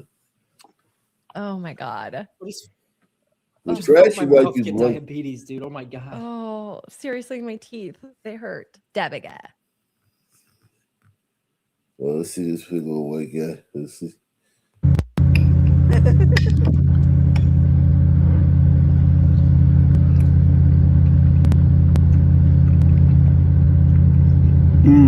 You like it? Nice. Thank you. He lying. That's good. Thank you. 20. That's He bad, lying. okay. I mean, he might like it, but I'm sure that he wouldn't No, that feed it to his kid. son woman was probably looking at him and shit, pressuring Yeah. him to say that shit. Got 4 different flavors. I got you. White liberals probably gonna buy the shit and throw it away. The viral Kool-Aid pineapples. These go for $20 a pop. Let me show you how to make it from scratch. And we got 4 different flavors, so let's tap in. Cut off the top and the bottom of your pineapples, then you're gonna go around the side just like that. So this nigga making his own pineapple. Like this nigga, these niggas. That might be a little better because it's Yeah, fresh because it ain't got the syrup on it. It ain't got the Making sure you get rid of the core, you're gonna cut the outsides. Then you're gonna line your jars with your Kool-Aid. 1/4 cup of sugar in each one, then you're gonna throw your water in. He only using the 1/4 cup of sugar. So this nigga healthy. But I never had pineapple in the jar though. Like that's right. like, you mean like in the can or what? Yeah. What is it like? It's something they sell at. I think they sell it at a Walmart. It's like a brand. They all because all the videos it's the same brand that they use. And that bad boy halfway. Shake I've that never seen bad boy it. up, I've seen top the it off with a canned little bit of Hennessy pineapple pause, slices, then I guess. top it off with some more sugar, and you already know this busting. Oh, more sugar. The viral You put more sugar in there. Yeah. Shit. Like why just put fucking sugar in water at that point. You're just tasting sugar. Of course, niggas got Henny. How much is that? With the Hennessy, that gotta be. Oh like shit, bro. $2. That's crazy, bro. What in the next Yeah, level that's right funny. here? The bottle of Hennessy like $40 now, right? Right. Yeah. Good in there though. That gotta be like 100, and the pineapple's probably 10. Yeah, that's gotta be like 100. You out there flexing? Doing it, cuz. Yeah, Jeez. cuz. Look at this one. I mean, god damn, bro. This is. Oh, did you see the one where they crunch up candy and put it on there too? Damn. It keeps getting worse, huh? Yeah, they dip it in like powdered candy. That's trashy ass. Oh man. This is a trashy son. This is a goddamn fucking Cajun. He's trying to steal the culture. What they call him? Culture vulture? Let them know.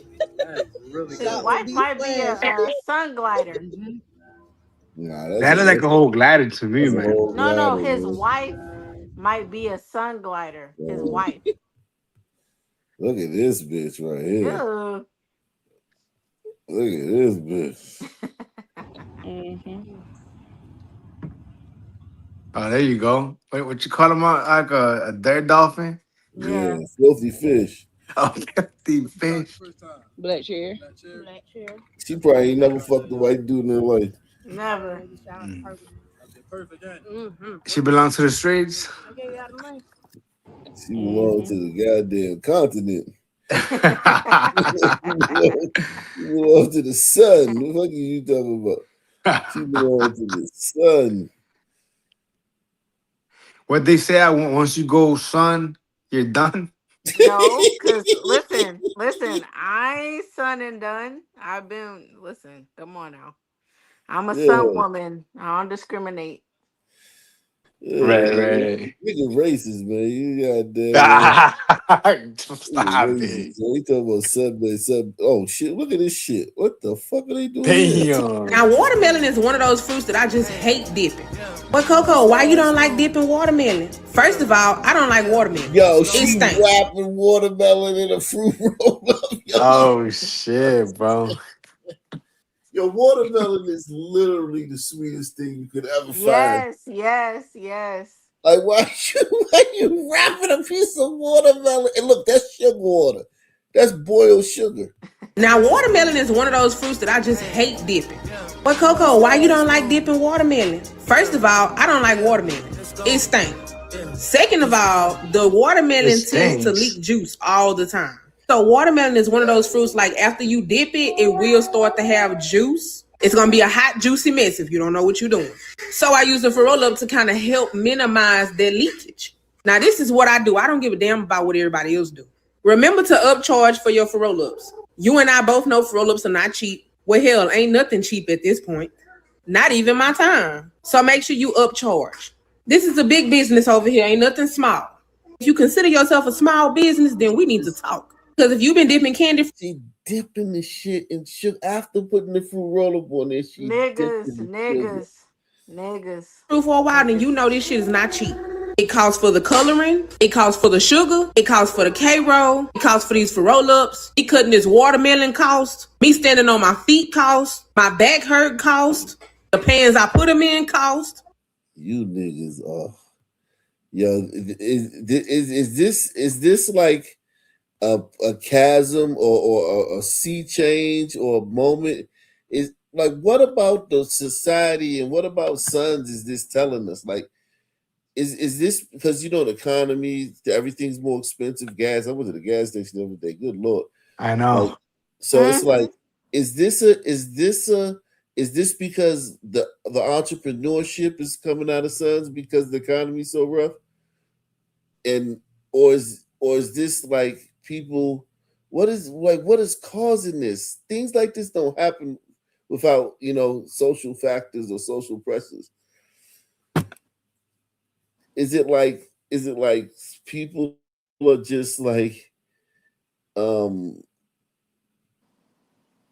don't know. I mean, look, sons can be creative, right? We've seen them, ghetto rig shit all the time, right? Yeah. Respectfully. I mean, is that fair to say, Ike?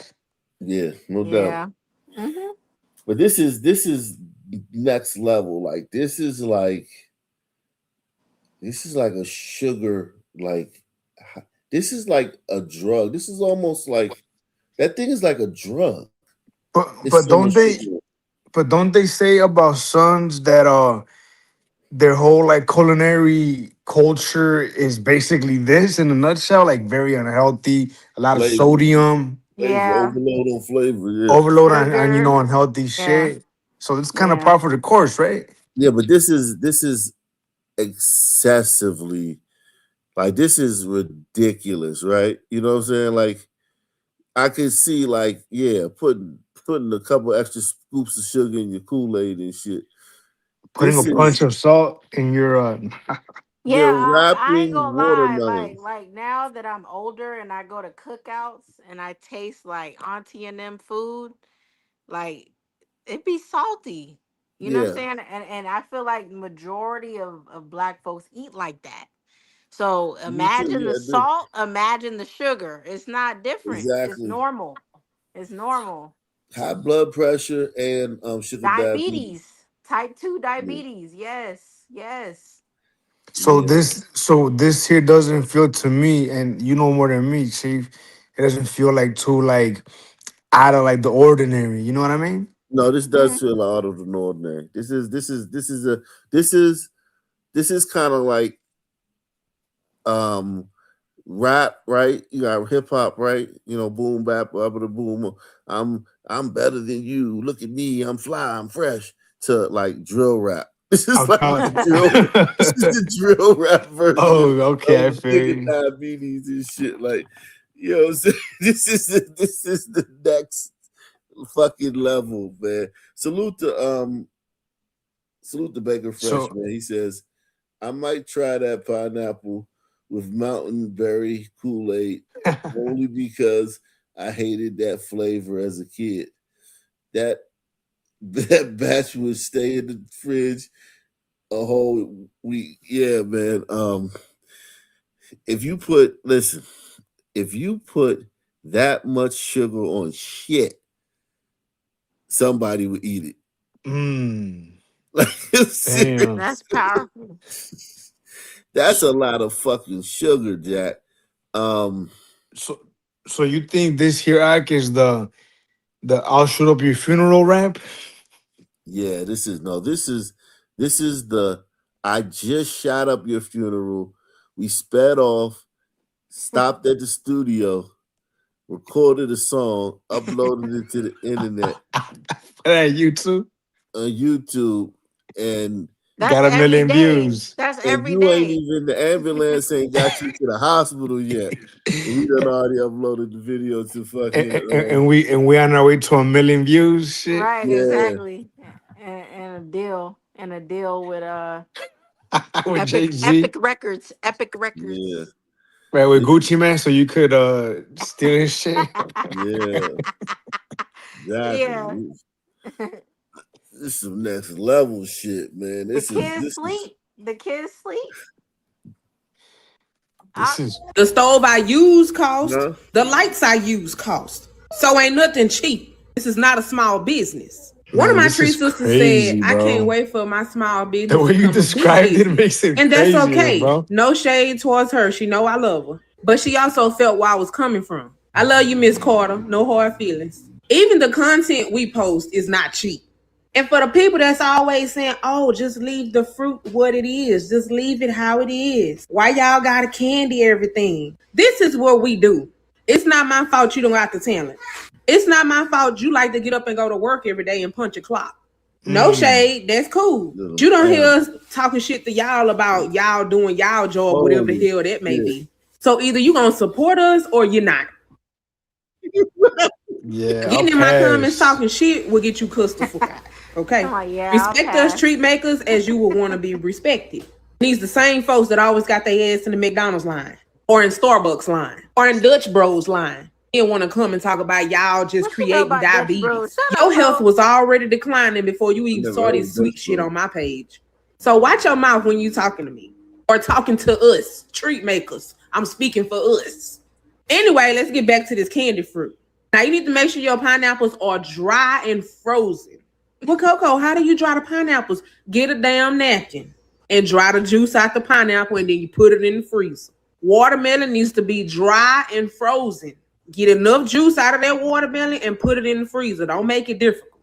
See, that's y'all problem. Y'all be overthinking shit when it's so simple. When it's time to wrap your fruit. This how your wife cook? No, man. Nope. Not at all. Your wife a sun woman or a Ambrita? Nah, she's a home breeder. I bought 5. Why wouldn't I use 2? Let's do it. Asthma gold on it. Damn. Now we're gonna put it. You in said there. what? And now what we do. Oh wow, we're exercising now, boys. Let's go. Now we got the most important step, the sugar. So we got this right here. All right, let's go. We're gonna go and get like a cup. It's almost a full cup. Oh hell no, that's disgusting, bro. Oh, I think there's no bro. Like watch her go. He's not gonna eat that shit, is he? Right? All right, so we got first one right here. I'm gonna close it up. We're gonna shake it up again. I hope he doesn't eat that shit. I bought 5. True. That shit's disgusting, bro. What the fuck was that, dude? What the fuck is that? It says Kool-Aid. What the? Hold on, man. What? Hold on, man. What the fuck is that? Hold on. It says Out the eco bucket. Baby, tap in. These Kool-Aid pineapple spicy bowls, hood plates are showing me a side of Black America I'm not really sure I want to see. I think my son's coming downstairs. Oh, he'll come down on his own? Yeah, man. You don't got like the monitor on him? Like you know what I'm talking about? No, he like. Oh, that's my daughter. That's my daughter. That's Hold your it down for baby. a second. Okay. Yeah, this is Yeah. pretty I disgusting. thought your wife was a sun woman now. How you figure that? Cause Britos, they like sun women. Yeah. Listen, you know. Yeah, for sure. No, my girl's a whole breeder like me, really. You know? Yo, Yeah. Fisherman, are you there? No, Fisherman hung up a while ago. No, he's just really thirsty, I think. No, I Yeah, I'm think he here. hung up because Yo, I can't. I was gonna ask y'all, what do you guys think? This this pineapple jar shit or a dirt cookie? I think I'm gonna go with the dirt cookie, man. I would have to think about Yeah. it, man. Yeah. I mean, I Well, might this eat is the just pineapple. more. It's just more of the same because these sons that do this shit, I they don't get know. Dirt cookie diabetes. might have more nutrients, the dirt, the Yeah. minerals, Less sugar. less salt, We might have to Right. do the dirt cookie. I wonder. I wonder. I don't know. I would imagine the pineapple should taste more appealing, maybe, right? Maybe. Yeah. I would do it with the fresh pineapple. I don't know if I would do it with the jar. I've never 'Cause seen that. I've not like pineapple in a jar and in like a plastic jar. mm-hmm. I've never seen that before. Me either. I seen can. Yeah, the slices right in the can. Yeah. Mm-hmm. That's all I seen. Can. I know. I They're like you all say, just gonna I'll go get with the fat dirt and they're cookie. gonna I'm be on good. I'm Medicaid good. and I'll then go just with that cost shit. Yeah. taxpayers more money. That's all Can you this guys is. hear each other? I can hear you. I don't think Fisherman's on though. Yeah, because you guys are talking over each other. Can you hear her, Fisherman? Yeah, I can hear it fine. Or he could hear you, but I don't think you could hear him. Yeah, I can't. Sorry, Fisherman. I'm not being rude. I can't hear you. There has to be a lot of preservatives in that in those pineapple jars, right? Wait, so I don't know. Fisherman can hear me? I can't hear him? Okay, Yeah, he said he well. could hear you right now, but he's not talking right now. But earlier, you guys were kind of talking over each other, and I was, kind of confused as to what was up with that. Yeah, I can hear you, but I can't hear him. What do you think about Fisherman? Well, hold on. Let me ask you this. I don't think I have talked to you before. Mm-mm. Are you new here? No, I've been watching Ock for 10 years. A long Also, time. okay. When's the first Yeah. time you hit the link? Probably like 4 months ago. And what made you hit the link? Just wanted to come up, you know. But I always heard you guys though. And you remember when he was in his car doing Yeah, videos? yeah, Yeah. yeah. That's how long I've been following him too. Okay. Mm-hmm. I'm glad you hit the link, man. It's always nice to hear from a different nation, different acolytes. Especially reasonable Some women. women. Yeah, well, especially reasonable women because we know women are less inclined Unreasonable. towards logic. Yeah, they're more unreasonable. They're more Yeah. like they're less logical. And they're counterintuitive. Yeah, but I ain't gonna lie, Wicked. Most Sun men that I've talked to, they're liberal. You know what I mean? Yeah, So that's why I date outside my race. Because if I just date Sun men, like the yeah. guy I'm talking to now, he's black, but he's conservative. Oh, Where'd is you he? meet him? How did you meet him though? I met him on Tinder 7 years ago. We were always friends, but what I'm saying is most black men are not conservative. They're not. But what same thing? The women are worse though than the men, as far as Yeah, some women are people. worse. Yeah, yeah. I mean, if we look at voting trends, right? I mean, the Yeah, brothers are liberal, but wicked. Woke sun man Yeah, yeah. is not a pretty sight. Right. I know, cause he a sun man. So Yeah, I but know. it's not pretty. That but you It's know, not I know pretty. what you mean. But my thing is, never mind like woke, but like a typical brother, right? The brothers that ain't even worried about that. They're worried about like stupid shit, right? yeah, but even them, they're woke. They're woke. You They're just all don't woke. Yeah. you When the don't know moment they're when woke when, because they when never have the depth to talk about but issues. But but if you you know what, man? That's I was thinking about that recently. Even conservatives, some people that I've seen recently or have seen, if you push them enough, they're not that conservative, bro. I Oh, don't oh, know. I'm Auntie Ruckus. I'm real coon. Like yeah. I've been that. You Do you know. know? Do you know what So I'm saying? I Like yeah, definitely know what you're saying. I've Like noticed it. Like they're yeah. super conservative, but then if you start, like, it's like a grift. The conservatism is a grift. it feels like that. Yeah. Mm-hmm.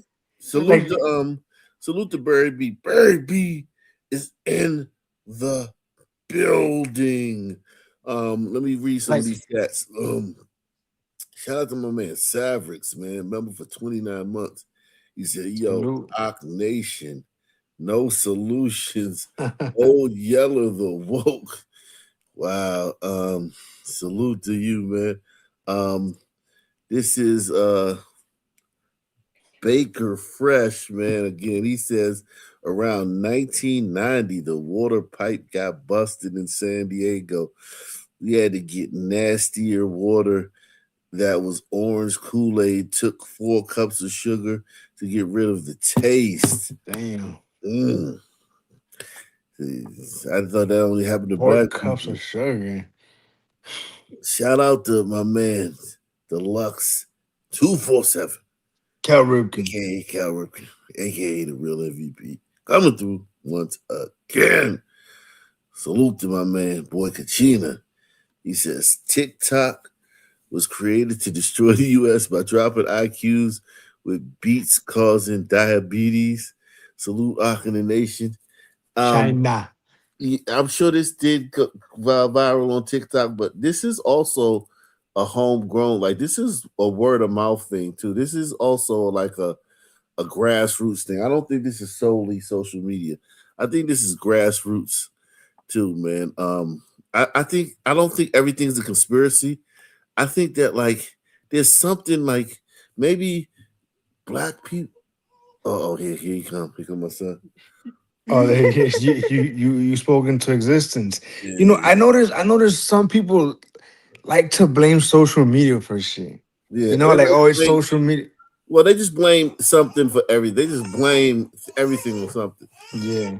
What's up, man? I know. Come here, man. Oh, How'd you get up, man? baby Ock.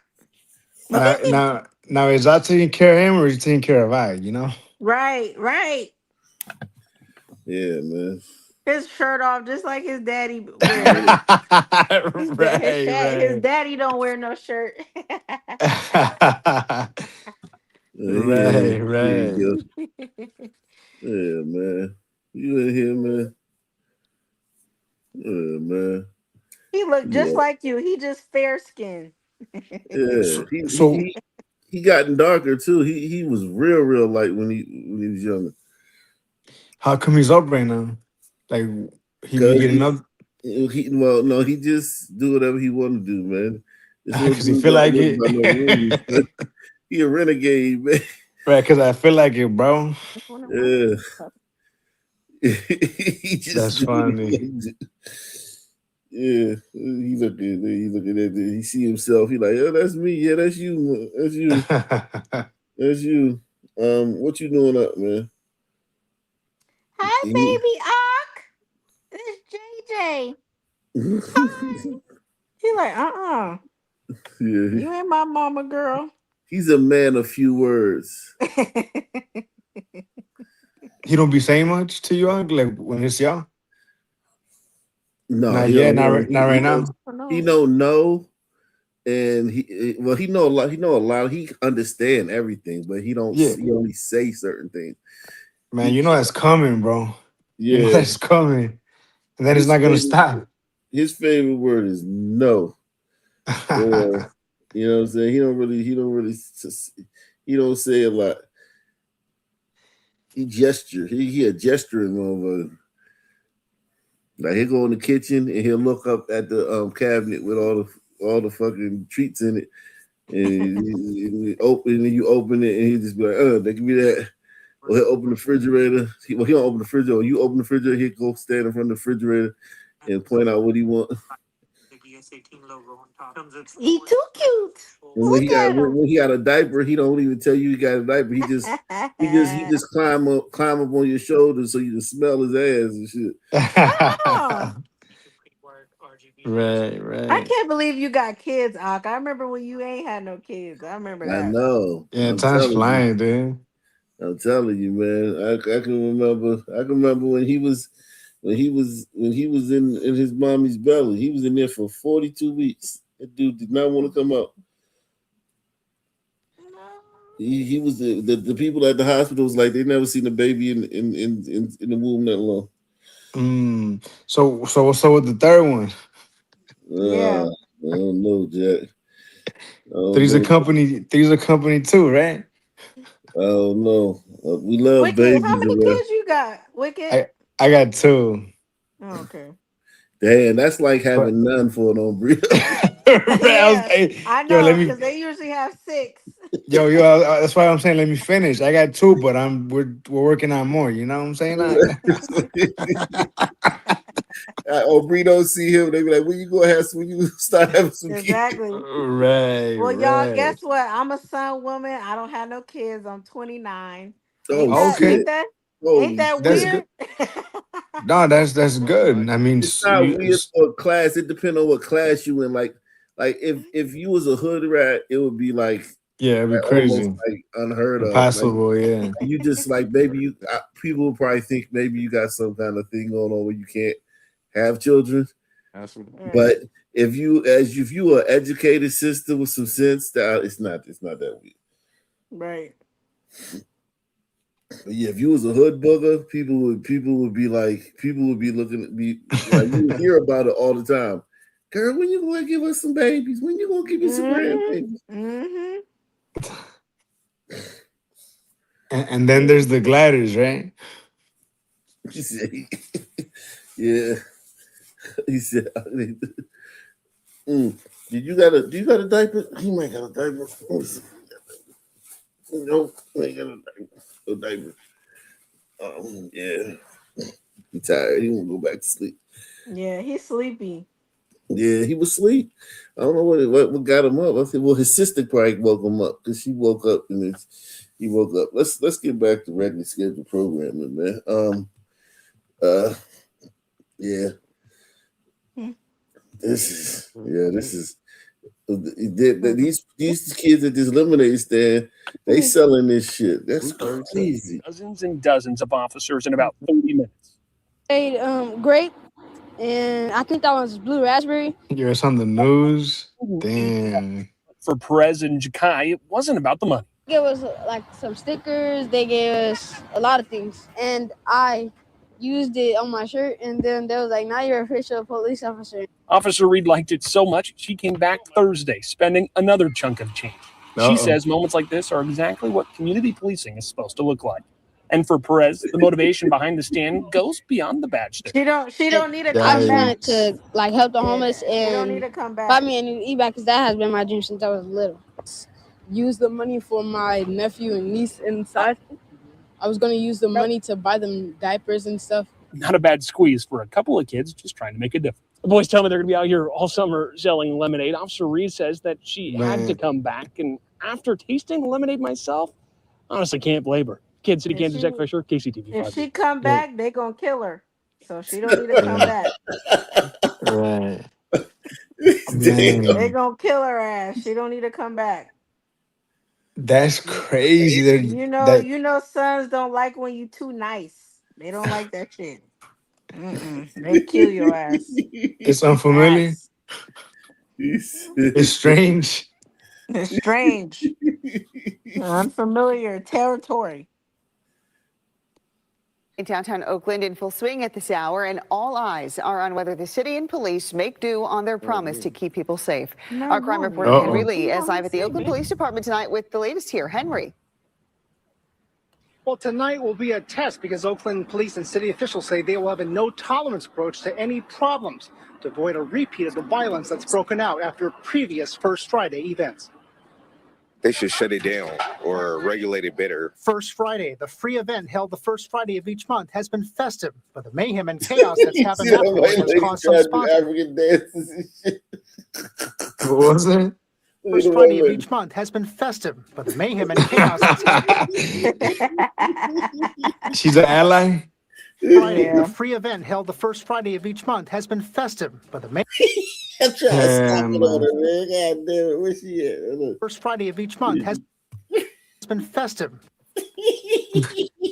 Yo, that's like what's his name out here? Fabian with he said he plays in one of his groups, right? He plays at the bongo. The congos. The bongo or some shit. That'd be Fabian, bro. Yeah. Yeah. He going back to sleep. All right. But the mayhem and chaos that's happened afterward has caused some sponsors to pull out. City officials say they're cracking down on any lawlessness with a stronger safety plan. Still, some people are uneasy, like this man who wanted to be only identified as C. What happens afterwards is connected to First Friday. It's the same. It's a reaction. It's a effect, direct effect. In May, 7 pedestrians were hurt when a car drove up on the sidewalk near the Fox Theater. In March, 2 people were killed at a bar near 14th and Franklin. In both cases, the violence broke out after First Friday had ended. Right now, it seems like the city is scrambling, but doing what they need to do in conversation with us as well to try to get it together. On First Friday, Sequoia Lee, who co-owns Night Heron Cocktail Bar, closes at midnight, an hour early because of past problems. But she says the event itself is safe. First Fridays is not the issue.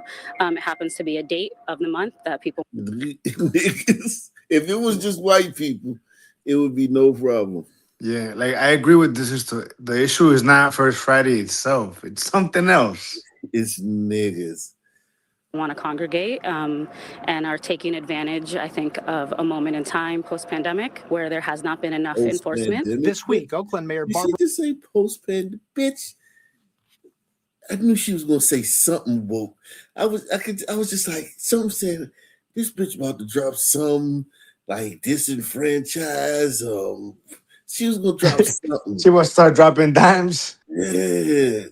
Pandemic where there has not been enough enforcement. This week, Oakland Mayor Barbara Lee and other city officials reiterated safety upgrades first announced in March, integrating law enforcement, violence prevention. Holy shit. Look at the leadership in this fucking city. Look at this comment. This comment said, that Sun woman on the panel looks delicious. Talking about me. I wonder if she'll come back to the sun. You talking about you? Yeah. And I'm coming. No, that was from an old one. You gotta mute yourself, when you earlier. talking to your friend. And it's the damnedest thing, right, bro? All these people on this screen right now, every last one of them, bro, will talk about how racist this country is, how unfair shit is. They will fix their motherfucking faces say that, bro. And they all got like powerful positions. They're all in charge of something. They all have agency. They can all make laws. Right. And we all just have to stand there and eat it. Just eat. They're feeding us bullshit and we just gotta fucking eat it. I'm tired of this shit, bro. Tell them how you really feel. Okay? Yeah, you ain't gotta eat it, pause, but I mean, we do though. But we do though. We could speak up though. We don't But have to. but as a society, are we not eating this shit out? Yeah. As a society, we're eating that shit, man. We're allowing these people. We're allowing some people to spew nonsense, and we accept it. No more bad tonight. I can Wicked. I feel like, you know how people protest for George. How come we can't protest for shit we believe in? Like we should be out there too. I think the liberals and have shown us who's the boss. They gonna lay the smack down if y'all like you going to prison if you get if you took birth. Yeah. We saw what they did to Derek Chauvin. January 6th got the white folks scared as hell. Violence prevention, public works, and traffic. Since day one, we've worked very hard to bring departments together, breaking down silos, and determined to send a clear message that violence is not an option. The safety plan would be in effect on Friday and Saturday nights. Interim Police Chief James Beer says no issue is too small, from drunk driving to bad parking to illegal drug and food sales. We're going to target the vendors that are selling alcohol and drugs to our youth. You're going to go to jail. We're going to seize your products, and we're going to take your equipment. Oakland police will focus their efforts along Telegraph Avenue, while Broadway will be saturated by Alameda County Sheriff's deputies and CHP officers like this one we saw driving Friday near the Fox Theater. If anyone engages in violence, you will go to jail. So that being said, I do want everyone to enjoy Friday and Saturday morning. I will see you out there. Now, the police chief who lives in Oakland says he will be personally helping to enforce the law along Telegraph Avenue while his own family enjoys the festivities at First Friday. Live in Oakland, Henry Lee, KTVU, Fox 2. Yeah, and on that note, I will say in the past we have had mayors who have, not mayors, police chiefs who have not lived in the city. So at least James Beer has an idea of what it's like to live and work in Oakland, right? That's correct. So he'll be out there. You know, it's a shame, when the police chief has to say, if you engage in violence, you will be arrested. It's like, do you got to say that? Like, that's like telling me, if you get in the pool, you're going to get wet. Yeah, it's not a guarantee, though. Right, that's the state of affairs we're in, bro. Oh, you on burritos? Y'all think y'all off the hook?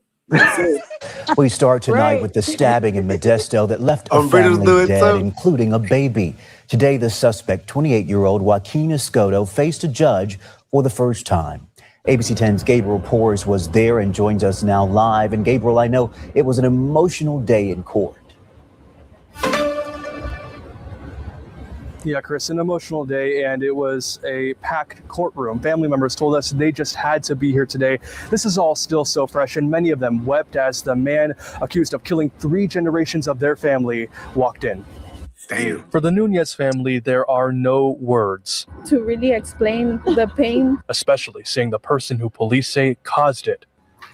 Shackled at the waist, 28-year-old Joaquin Escoto faced a judge Monday for the first time since police say he's smirking and shit. Right. But don't he look like he got to be like 5'2", right? 5'1", maybe. I say 4'11". Yeah, probably. Look at him. He walking tall though. That's why that's make people want to like rush the fucking whoop his ass. The waist, 28-year-old Joaquin Escoto faced a judge Monday for the first time since police say he killed 3 generations of Sofia Nunez's family. We don't understand why he did this to our family. Modesto police say on Thursday, Escoto stabbed 54-year-old Maria Silvia Nunez Villalobos, her 23-year-old daughter Fabiola Gonzalez Nunez, and Fabiola's 2-week-old son Mateo Gonzalez. All 3 victims died. No. In court Monday, Escoto's public defender entered a not guilty plea on 3 counts of murder, child assault, child endangerment, and DUI. It's very hard being here today, seeing the person who murdered our family. Yeah, the DUI was a given. But they not saying who he is to them. It's not. He has to be an old girl's guy or guy, right? And I feel like it's just devastating. And the Department of Homeland Security says it should have never happened. In a statement Monday, the DHS said that Escoto was in the country illegally and had already been deported once before. Wow, build the wall. We want justice for what he did to them. My sister was caring. My sister, she would always cook for us. Like, if we were ask her to cook for us, she was always there. My niece, She was always there for us. She was a happy person. He cut her wings. She had a whole life in front of her. She had goals, she had dreams, and it's very hard. A hard time, and for this family, a loss of words. There's no words to really say how our family's feeling. We just hope that God gives him what he deserves. The Immigrations and Customs Enforcement, or ICE, has placed a detainer for Escoto at the Stanislaus County Jail. The judge today said no bail in this case. Meanwhile, that family is now holding fundraisers and car washes, trying to recoup from this Just do a GoFundMe, man. unexpected, unimaginable loss. Chris? My heart just breaks for that family. Gabriel, we thank you. We know it's good. All right, peace. Peace out. Have a good night. I see. Tell us. Well, they didn't tell us much, but I think this is obviously a symptom of the trauma caused by systematic oppression, and white supremacy. Yeah, something like that. Hold on, let me see if this one says something about. Thanks for joining us. I'm Becca Habiger. Tonight, we're hearing from a South Modesto family who was remembering 3 generations killed in a stabbing this week. The family says they're still trying to figure out what happened. ABC 10's Roxanne Elias has the story. On this somber Saturday, more than 100 relatives, friends, and community members gathered outside this home here on Monterey Avenue to share their best memories, their fondest memories of a beloved grandmother, her daughter, and her daughter's baby. 3 days after 3 generations of a Modesto family were killed at their home, loved ones joined in prayer for a rosary reading. Outside were photos of 54-year-old Silvia Nunez Villalobos, her 23-year-old daughter Fabiola González Núñez, and her baby Mateo Escoto González. No lo creo porque esto se me hace como... Marisela Núñez Villalobos says, I don't believe it because this is like a movie. Like when someone watches a horror movie and you say, oh, they killed this person and this person. This past Thursday, the family says they began receiving calls letting them know Silvia, Fabiola, and the baby were killed. Police later identified the suspect as 28-year-old Joaquin Escoto. Family says he was Fabiola's partner and with whom she shared 2 children. Okay, so he was the young girl's guy, right? Yeah. Okay. Jeez. Man. He was a machista or what? Let's see. I think on Rito's. Also, more breaking news here at 5 at this hour. A life in prison sentence for the Milwaukee teen convicted of killing a 5-year-old boy and then dumping his body in a dumpster. Gruesome details here. Police discovered the body of Prince McCree in the dumpster at 55th and Vliet in the fall of 2023. Investigative reporter James Stratton just out of court this afternoon, joining us live here at 5 o'clock. James?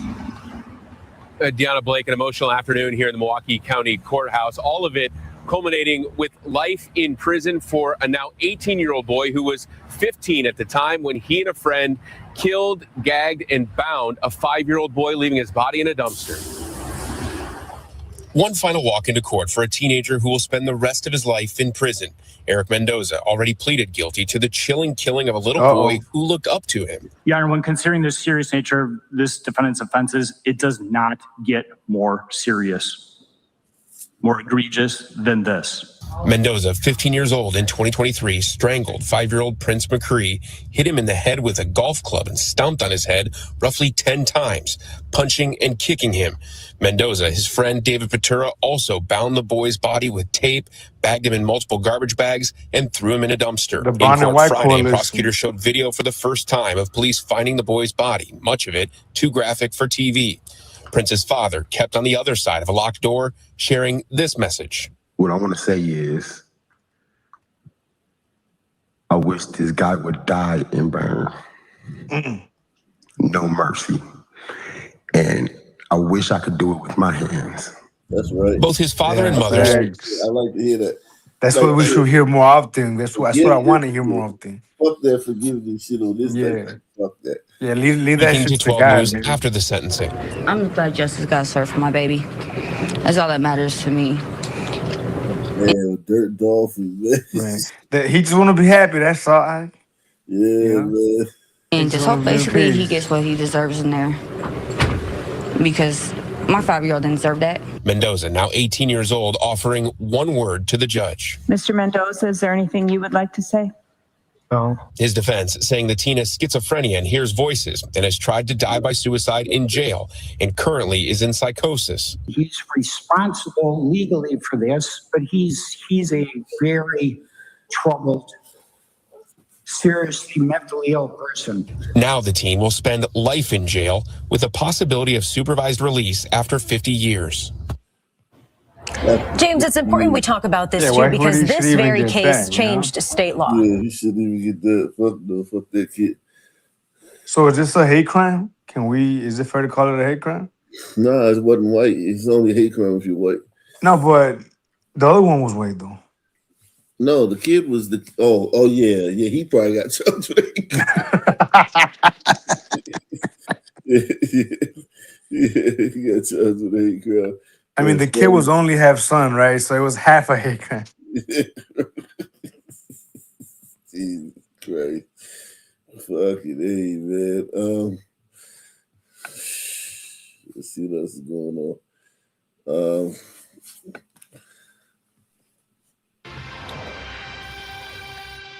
The woman charged in connection to the death of a Baltimore City Department of Transportation employee has rejected a plea deal. Alexa Ashwell shows us how prosecutors have responded in reaction from a legal expert. The Baltimore City State's Attorney's Office confirms they're now seeking additional charges against the defendant. A legal expert weighing in.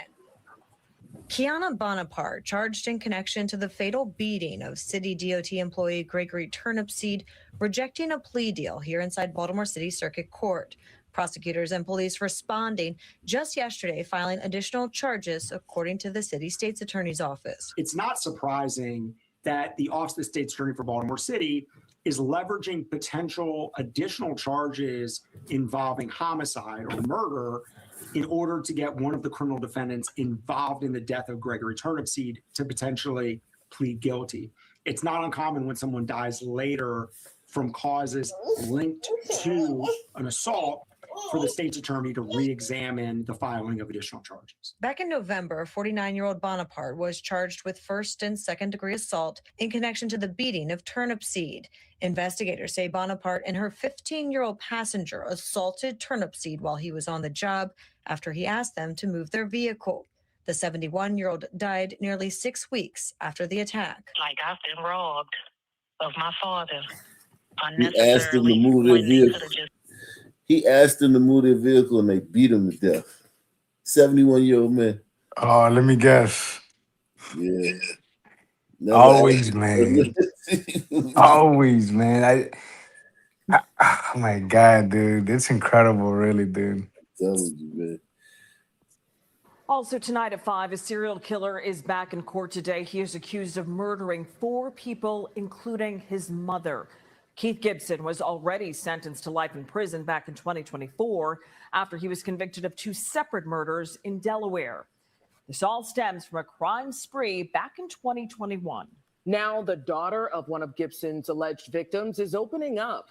NBC 10's Isabel Sanchez has from what we've done over the years, Wiki, what percentage of serial killers would you say are black? Man, the majority. The majority. And I'm talking about like how when we think of a serial killer, right? Not like the typical son man shooting the ops. Those count too. Yeah, those if you add those, it's like 9. Forget about it. But like of the ones that are just randomly killing people. Yeah, I would say the majority are sons, right? Yeah, it's still the majority. Still the majority. If you take away Pookie and Ray Ray. Latest from court. Emotional moments in court today as they show pictures of 2 of the victims, Roy Caban and Eric Flores. Police believe those 2 murders were the first one that led to these 4 charges of murder that Gibson is facing today. We were able to speak with the daughter of Christine Lugo, another one of the victims. She's coming down from Massachusetts to be here for the trial. This is what she had to say. I deserve to have my day in court where I get to speak on the impact that his choices made on my life, my children's life, my family's life. And I'm sure that the other 3 families of the victims, the other 3 victims are in the same sentiment as me. Mm. Damn, son, man. I mean, son, violent crime. It's just very active. You know what I mean? Like, You remember that one son, man, Chamir no. in Dallas, I think. Billy Chamir. And it was, yeah, here he is. He was in Dallas, and he ended up getting killed by a cellmate, but he was prolific, man. How long ago was he? He looked familiar. That one mugshot. This motherfucker was one of the most prolific serial killers ever. What was his deal? Here it go, right here. Just days before an alleged serial killer will go to trial, we're taking a closer look at the murder spree Billy Chamir is accused and suspected of committing.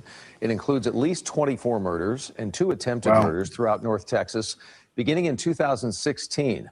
Andrea Lucia tonight explaining how a survivor helped police. On March 19, 2018, Plano firefighters revived a 91-year-old at the Preston Place Apartments. According to police reports, Mary Bartell told them a stranger forced his way in, grabbed a couch pillow, and smothered her until she blacked out. And he walked out with her jewelry. Just one day earlier and one door over, Mary's next-door neighbor, Ann Conklin, had died. Plano police suddenly started taking a closer look and discovered a pattern of deaths in their Preston Place senior living community. There were 7. Think about it. That motherfucker killed 7 people in this one senior living community. Like, in a year. Yeah. Like, think about it like that. Like, it's terrifying. And they couldn't catch him. Wasn't he like the maintenance guy or something like that? He pretended to be a maintenance guy. Right. In a 6-month period, all with missing jewelry. The mentality was, well, these are seniors, it's all natural. Lori Delahunty's mother, Diane, was one of the victims whose death had initially been assumed to be from natural causes. Lori believes the killer took advantage of the lapses in the complex's security. I mean, he had access. He had free reign, and nobody was stopping him. A week before Bartell's attack, a neighbor happened to notice a silver Nissan Altima that seemed out of place. He jotted down its license plate, and when police started asking questions, that's a very white thing to do, right? Oh, that Altima looks out of place. Let me jot down the license plate. Yeah. That's a heads-up play. Yeah, a son would never do that. Like, it could have been, you could be 1,000 murders in there. They're not even calling 911. Yeah, son would never do nothing like that, ever. Like, you can't find one that would, like, if you find one son that would do that, like, he probably like was raised, like, adopted and raised by white people. So, like, there's no son that would raised by wolves. A neighbor happened to notice a silver Nissan Altima that seemed out of place. He jotted down its license plate, and when police started asking questions, he passed it along. Investigators found it was owned by a man named Billy Chamir. In 2016, Chamir had been caught twice at the Edgemere Senior Living Apartments in Dallas using a fake name and falsely claiming to be an employee. Police now believe by the time he was stopped and charged with trespassing there, he'd already killed 3 women in that complex. Catherine Sinclair, Phyllis Payne, and Phoebe Perry. The next 8 murders a pattern? Pattern. Yeah, a little bit. Like, he just going around killing white women, man. And white men, a couple of white men, but mostly white women. Now, do you think in his mind there was some kind of like this is for the ancestors kind of like? No, because he's a tether. So it's like. But I mean, even they hate gliders, right? I mean, I've heard that in the motherland, in the cradle, they also have resentments towards gliders, right? Yeah, definitely, of course, but not as much. They revere gliders too. It's like it's weird, but could you imagine if there was a white guy who killed 24 old black ladies and like? Man, we would never hear the fucking end of it, bro. Jesus Christ. Month at the Tradition Prestonwood Senior Living Facility. Among the victims were Leah Corkin, Mary Jo Jennings' mother. 8 victims in 3.5 months. I mean, a majority of them with police reports, missing jewelry. And Doris Gleason, Shannon Dion's mother. Do you think someone else should have pieced this together? I wish they had. The next murder Shamir is accused of occurred more than a year later in 2017 at the Parkview Apartments in Frisco. The feeling was so horrible. Cheryl Pangburn discovered her mother, Marilyn Bixler. Her body was perfectly positioned between the couch and the coffee table. 1 month later, a 93-year-old at the complex reported a well-dressed man posing as a maintenance worker had asked her if she needed work done. When she said no, he knocked her from her walker and tried to muffle her screams and smother her with a pillow. But she survived and would months later pick Shamir out of a photo lineup. After that came the string of fatal attacks at Preston Place and occasionally the murder of an elderly woman in her own home. Once police started looking at Shamir, though, the pieces began coming together. Literally just marched down Preston Road, downtown to Preston Trail to Preston Place. It's just one shocking fact after another about a serial killer. On March 20th, 2018, the day after the attack on Bartell, officers were staked out at Shamir's apartment complex when they say he arrived home and tossed something in a dumpster. Inside, they found a jewelry box belonging to Luthi Harris. In his car, they say were the keys to her Dallas home, where officers later found her. A medical examiner determined that final victim died only about an hour before his arrest. The trial starting on Monday is expected to focus solely on the murder of Luthi Harris. According to a source, Shamir is believed to have followed her home from Walmart. And according to subpoenas, prosecutors have a video from Walmart they are prepared to show in trial. In Dallas, Andrea Lucia, CBS 11 News. Andrea, thank you. And one other note here. Mary Bartell, the survivor who played such a key role in breaking this case, did conduct a videotaped deposition before she died last year, and filings show that portions of that video are scheduled to play in court. Why did his cellmate delete him? His cellmate killed him. But did they say why he did that? He go, hold on, I want to show you this other serial killer, black serial killer. We start with a developing story from the city of Miami. That's where police have announced the arrest of a 25-year-old real estate agent accused of several attacks on the homeless, at least one of them deadly. CBS 4's Joel Waldman joins us now from the Miami Police Department with everything we know so far. Joel? Lauren, we've learned a lot throughout the day. Police say that 25-year-old man is likely responsible for 2 murders, 1 attempted murder, and possibly other heinous crimes. Dapper and decked out in slick-looking suits and sitting atop speedy sports cars, these are typical Facebook pictures of a young man in the prime of his life. But Miami police and Mayor Francis Suarez say this 25-year-old took lives, calling Willie Suarez Maceo a cold, calculated serial killer. On the eve of Christmas, we have a very dangerous person off of the streets now. We had a witness that flagged down one of our police officers that was on patrol in the area 400 Southwest 2nd Avenue. That's where interim Miami Police Chief Manny Morales says a homeless man was discovered shot in the head but alive Tuesday around 8 p.m. Less than 2 hours later, another homeless man was shot and killed in Wynwood. Officers quickly connected the 2 incidents, not only because of notice the one guy preyed on senior citizens, and this guy preyed on homeless people. What about it? I'm saying the weak and the vulnerable. Preying on the weak and the vulnerable. Sons and sonmen do that shit, boy. You vulnerable, they will fucking get your ass. It's like an instinct, right? You said. Exactly. They could like the hormones, maybe. Jeez. We begin with our top story tonight. Police are releasing more details about the night a local business owner was killed. Oliver Lopez was trying to repossess a car. Been following this story since last Tuesday night. The details surrounding the shooting are still limited, but we have more information on what happened before shots were fired. We now know this woman, 37-year-old Raquel Jones, was arrested and charged with burglary in connection with that repossession Lopez was trying to complete. Jones was arrested May 27th, last Wednesday, the day after the shooting. But News4Jax just obtained the arrest report today. Reporter Ariel Schiller explains what led to her arrest. This 5-page arrest report for Raquel Jones is sharing more details about what happened before Oliver Lopez was shot and killed. Jones is currently in custody here at the Duval County Jail for a burglary charge.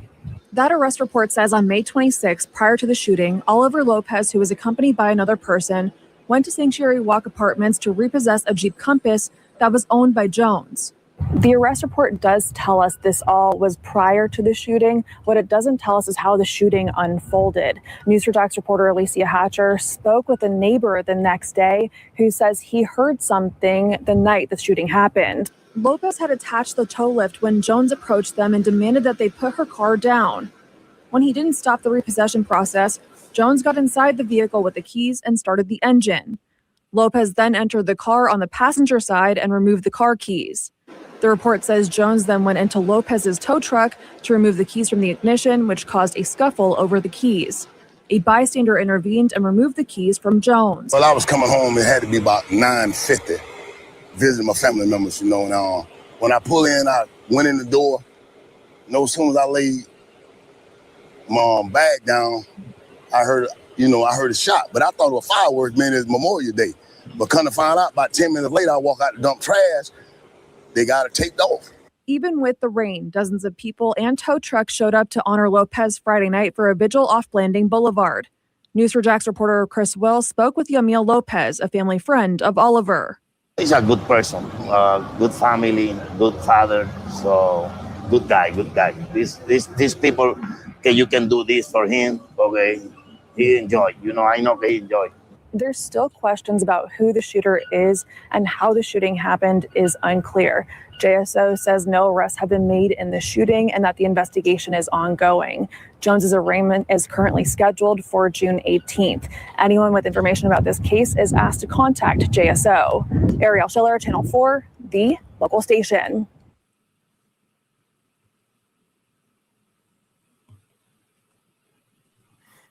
Never all day with in Blackistan, right? Yeah. I'm telling you, jeez. Right. That boy, look, that's why I keep it on me, man. That's why I call it the sunscreen, sunblock, that Neutrogena. I keep it on me. Let's see. I don't want to get sunburned. You feel me?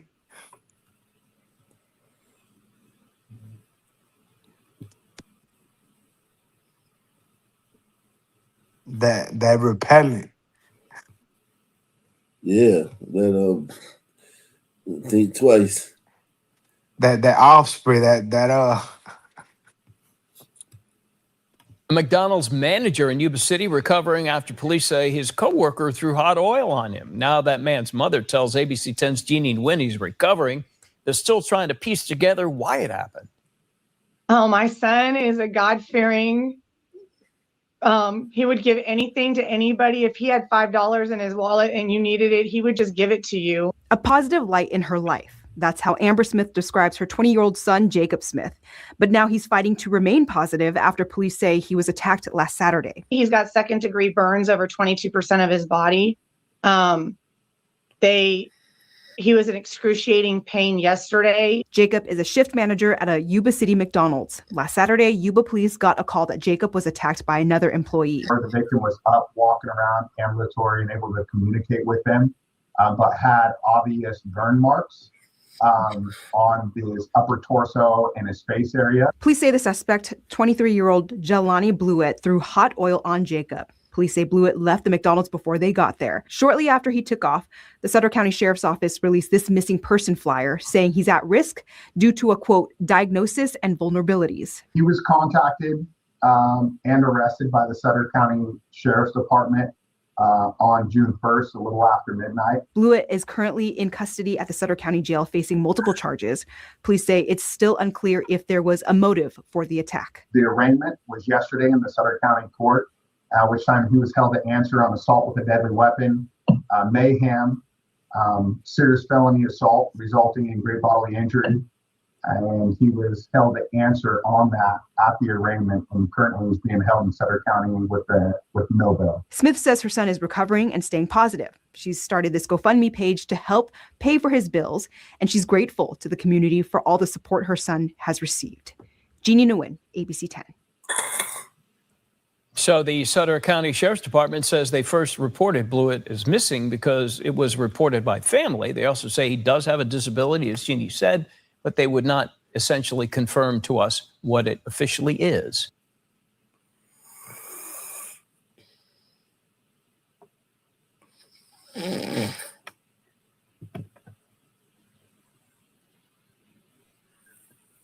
Yo.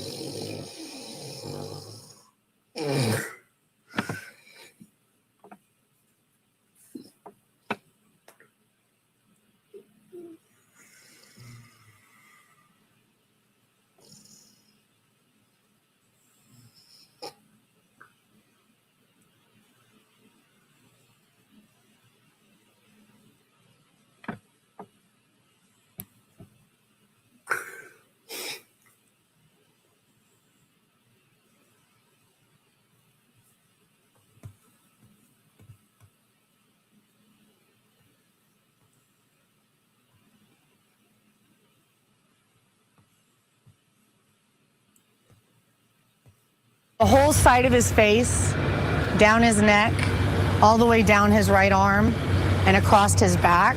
Those are the injuries 20-year-old Jacob Smith is recovering from after police say a coworker threw a hot liquid on him before leaving the McDonald's where both men worked. Jacob's mother, Amber Smith, says her son was getting ready to end his shift. He was in the office getting ready to count the money when he saw out of the corner of his eye something, and he turned and the oil was just thrown on him. The alleged assault happened Saturday night, and nearly a week later, Jacob remains in the UC Davis ICU burn unit where he's undergoing specialized treatment. His family believes the liquid thrown on him was hot oil. The pain he's experiencing is so excruciating that they can't give him a level of pain medicine outside of the ICU. They're just telling me that their goal right now is to decrease the size of the burn on his back and his neck area to try to minimize the amount of skin grafting that they're looking at having to do. But it could potentially become more painful. Yuba City Police have identified the suspect as Jelani Blewett, but what led up to the alleged assault remains unclear. Blewett was arrested by Sutter County deputies facing charges of battery causing serious bodily injury. Jelani threw the motherfucking Jelani threw the oil on this dude, man. Damn, Jelani. Goddamn, Jelani.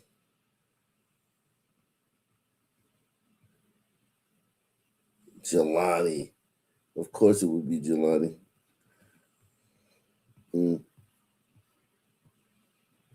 Yeah, my son fell asleep in my lap.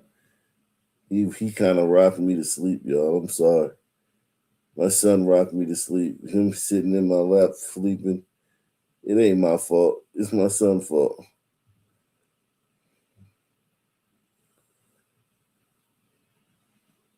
It's my son's fault, man.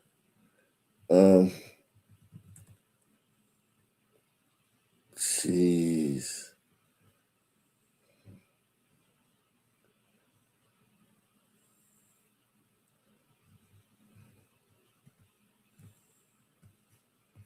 Jesus.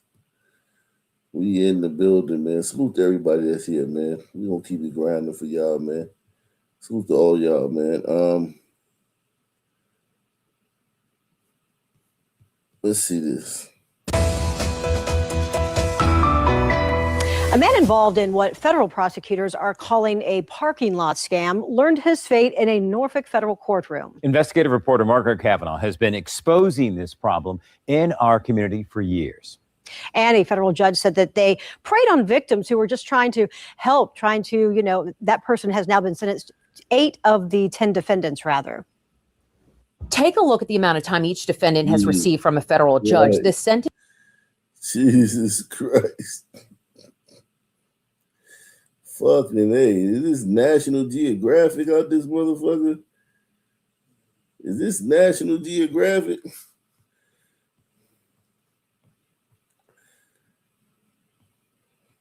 Sentences vary in the scheme that went on since 2023. Rodney Thornton got the most time, sentenced to 42 months. Tuesday, 26-year-old Troy Davis was sentenced to 30 months in prison. His mother, Joy Davis, had previously been sentenced to 30 days for her involvement in this. She told me no comment after court, while another relative said the only comment they had was that Davis's family loves him. In court, Davis apologized for preying on people that were trying to help him and took responsibility for his crimes.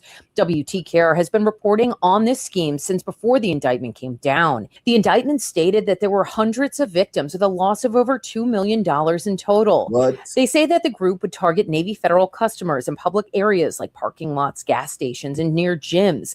They'd say that they needed help gain access to the victim's phone, then quickly transfer money, many times taking out personal loans in the victim's name. We interviewed several victims in other cases who tell us that they were forced to pay back these loans. Attorney Gary Byler saw our investigation.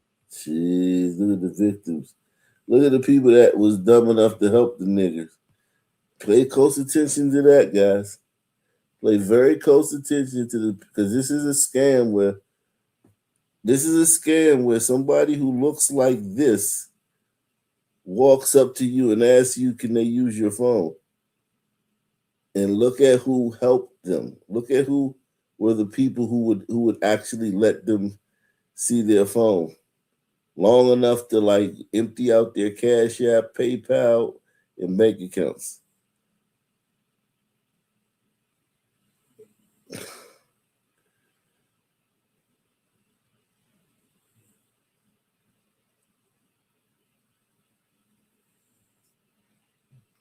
Look at this picture, and then look at this picture.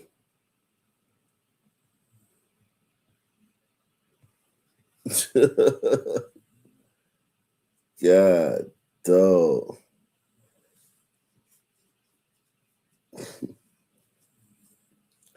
You gliders are something else, man. I gotta give it to you, gliders, man.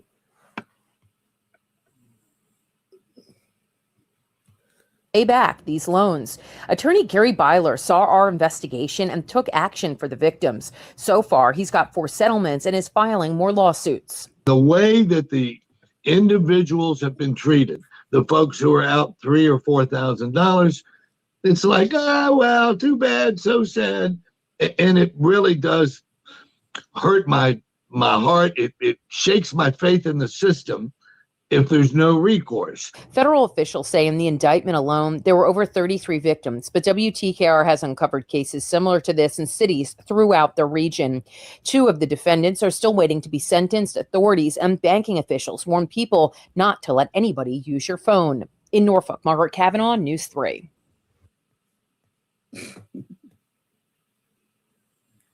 You can let people use your phone, just don't let certain people use your phone. Press 1. Jeez. fuck?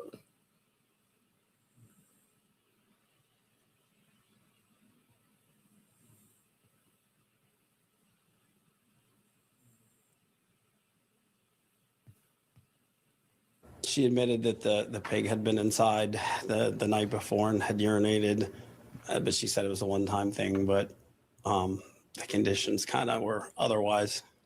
Filthy conditions found inside a Ross Draver Township home that's been under investigation after reports that rats were taking over a nearby neighborhood.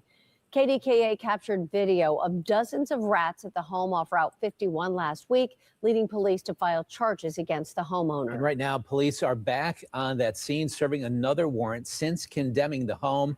Erica Stanish is live with the latest on this. Erica.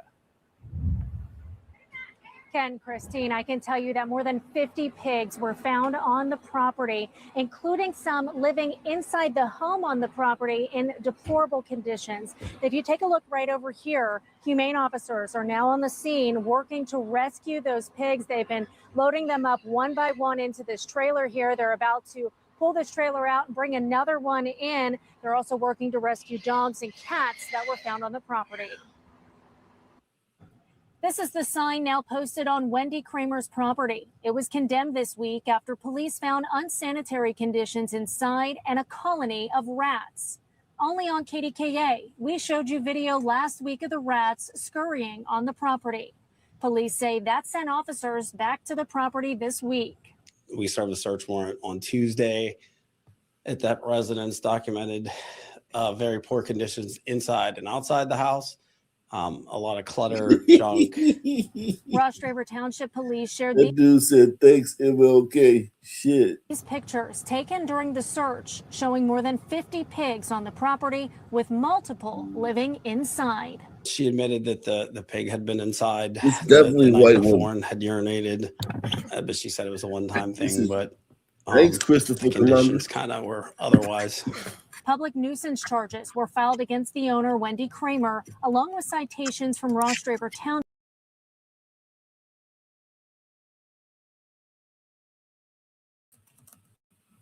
This is definitely a white woman that did this shit. This is 1000% a white woman, okay? Ain't no son having no fucking pigs around, man. Unless they fucking dead. This is a white woman that did this shit. This is a white woman that did this shit. You can't see my face because the lights is off. Because my son's sleeping. He right here in my lap. He right here in my lap sleeping, so I had to turn the light off. Yeah. Shit.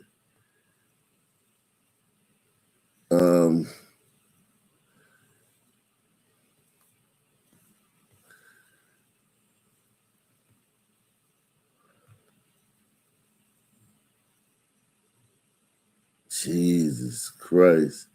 Some of these cases, some of these people are fucking fucked up, man. Holy shit. All right, I hope everyone's ready to be humbled. An elementary student from Seminole County celebrated the last day of school in a big way. This is 7-year-old Anaya Brown. She's one of the smartest kids in America. Well, News' Christina Watkins talked with her and her family about getting accepted into the world's biggest high IQ society. Ever since Anaya Brown was just a little baby, her parents said they knew she carried a very special light. Now, at 7 years young, she's a shining star, excelling in and out of the classroom beyond her parents' wildest dreams. This little person, you have like dreams and like thoughts for who they're going to be, and like to see them turn out so good is really just this huge blessing. The Seminole County student from Wilson Elementary School in Sanford was recently accepted into Mensa, placing her into the world's largest high IQ society. In other words, she's pretty brilliant. They told me I was going to do it. I was kind of scared. I was like, what if I don't do good? And then I ended up doing amazing. We got the results, and at first we were like, is this a good thing or like what's going on? And then come to find out she had scored very highly on the test, testing higher than 99.9% of students in the country at her age group. Mensa is only open to those who score in the top 2% of a standardized intelligence test. Once accepted, it offers resources, networking, and free educational tools for gifted learners. Anaya's first grade teacher is so proud. She's got two great parents that are going to help guide her, lots of support, lots of people that love her. So I'm so grateful that I got to be a part of her life, and I wish her the best. And Anaya wanted to share this positive message to encourage other young students. You got this, you can do this. Covering Seminole County in Sanford, Christina Watkins, WESH 2 News. That's a beautiful, I told you, look, bro. I told you, man, black people, man, we got high IQs too, man. Who said black people have low IQs, man? Who said that?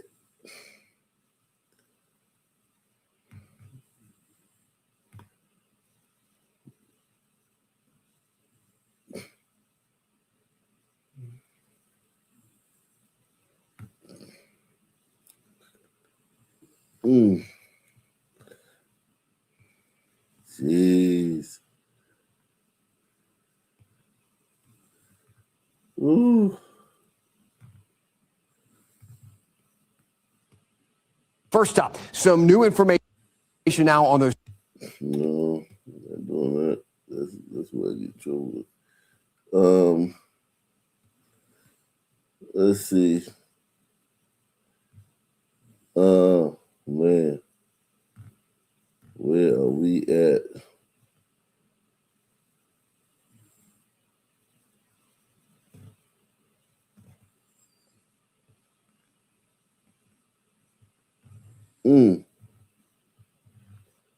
We'll do one more story. We'll do one more before we get out of here. We'll do one more before we get out of here. Salute to everybody, man. Y'all been a great crowd tonight, man. My son, it's been a very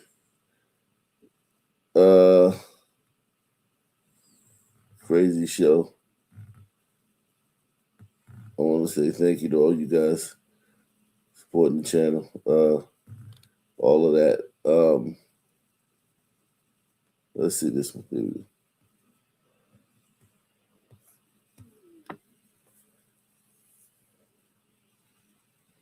A South Valley High School is preparing for graduation without one of its senior students after a celebration turned deadly. It's a senseless crime that occurred on Saturday evening, and it just took us all by surprise. And it's a time that we should be celebrating, but we have to step back and mourn the loss of Mr. Monroe. Thanks for joining us tonight. Live at 6, I'm Warren Armstrong. And good evening, I'm Margot Kim. We're live on ABC 30, Hulu Live, and wherever you stream. Action News South Valley reporter Cassandra Gutierrez joins us live from the Visalia Police Department tonight, where investigators have been working through the weekend to gather details on this crime and the possible suspects. Cassandra? Margot and Warren, there are still many questions remaining regarding who a possible suspect might have been that was responsible for this shooting. In the meantime, Antonio Monroe was set to graduate in just a few days. Now, instead of putting on his cap and gown, his family is having to plan his funeral. South Valley communities are in shock after 18-year-old Antonio Monroe was shot and killed over the weekend at a graduation party in Visalia. It's a big loss for us. Lemoore Union High School District Superintendent Miguel Guerrero says Antonio was set to graduate this week. Now his classmates will walk the stage without their friend. Obviously, you never want to lose anybody, and during graduation time, it makes it even harder to try to cope with it and deal with it, in the sense of we should be celebrating rather than grieving. Visalia police say around 10 on Saturday night, a shooting took place in the backyard of a Visalia home. Bullets struck several people. One female was taken to the hospital by ambulance. 2 others self-transported. All 3 are Visalia Unified School students and are expected to be okay. Antonio died from several gunshot wounds at Kaweah Health. We're all obviously shocked by the news and what transpired on Saturday evening. our prayers go out and support go out to their family. One neighbor who wishes to remain anonymous has lived in the quiet community for 40 years. She remembers hearing multiple shots being fired and watching everything unfold through her window. It's hard to describe. It's just very, very sad. These young lives are being ruined, and they don't even know it. In the meantime, the Visalia Police Department is investigating what led up to the gunfire and to have a message to locals celebrating milestones through the summer. With graduation season being here and graduation week being here and graduation parties being here, we want to remind everybody, just be mindful of who you invite to your parties. Make sure that you don't post it on social media. That'll cause uninvited guests and may cause problems. The Visalia Police Department says they're relying on witnesses to come forward and give any information they might have regarding the shooting. You can remain anonymous. Now, the family has set up a GoFundMe page for anyone inclined to want to help for the funeral. Live in Visalia, I'm Cassandra Gutierrez, ABC 30 Action News. Okay, guys. Great show, man.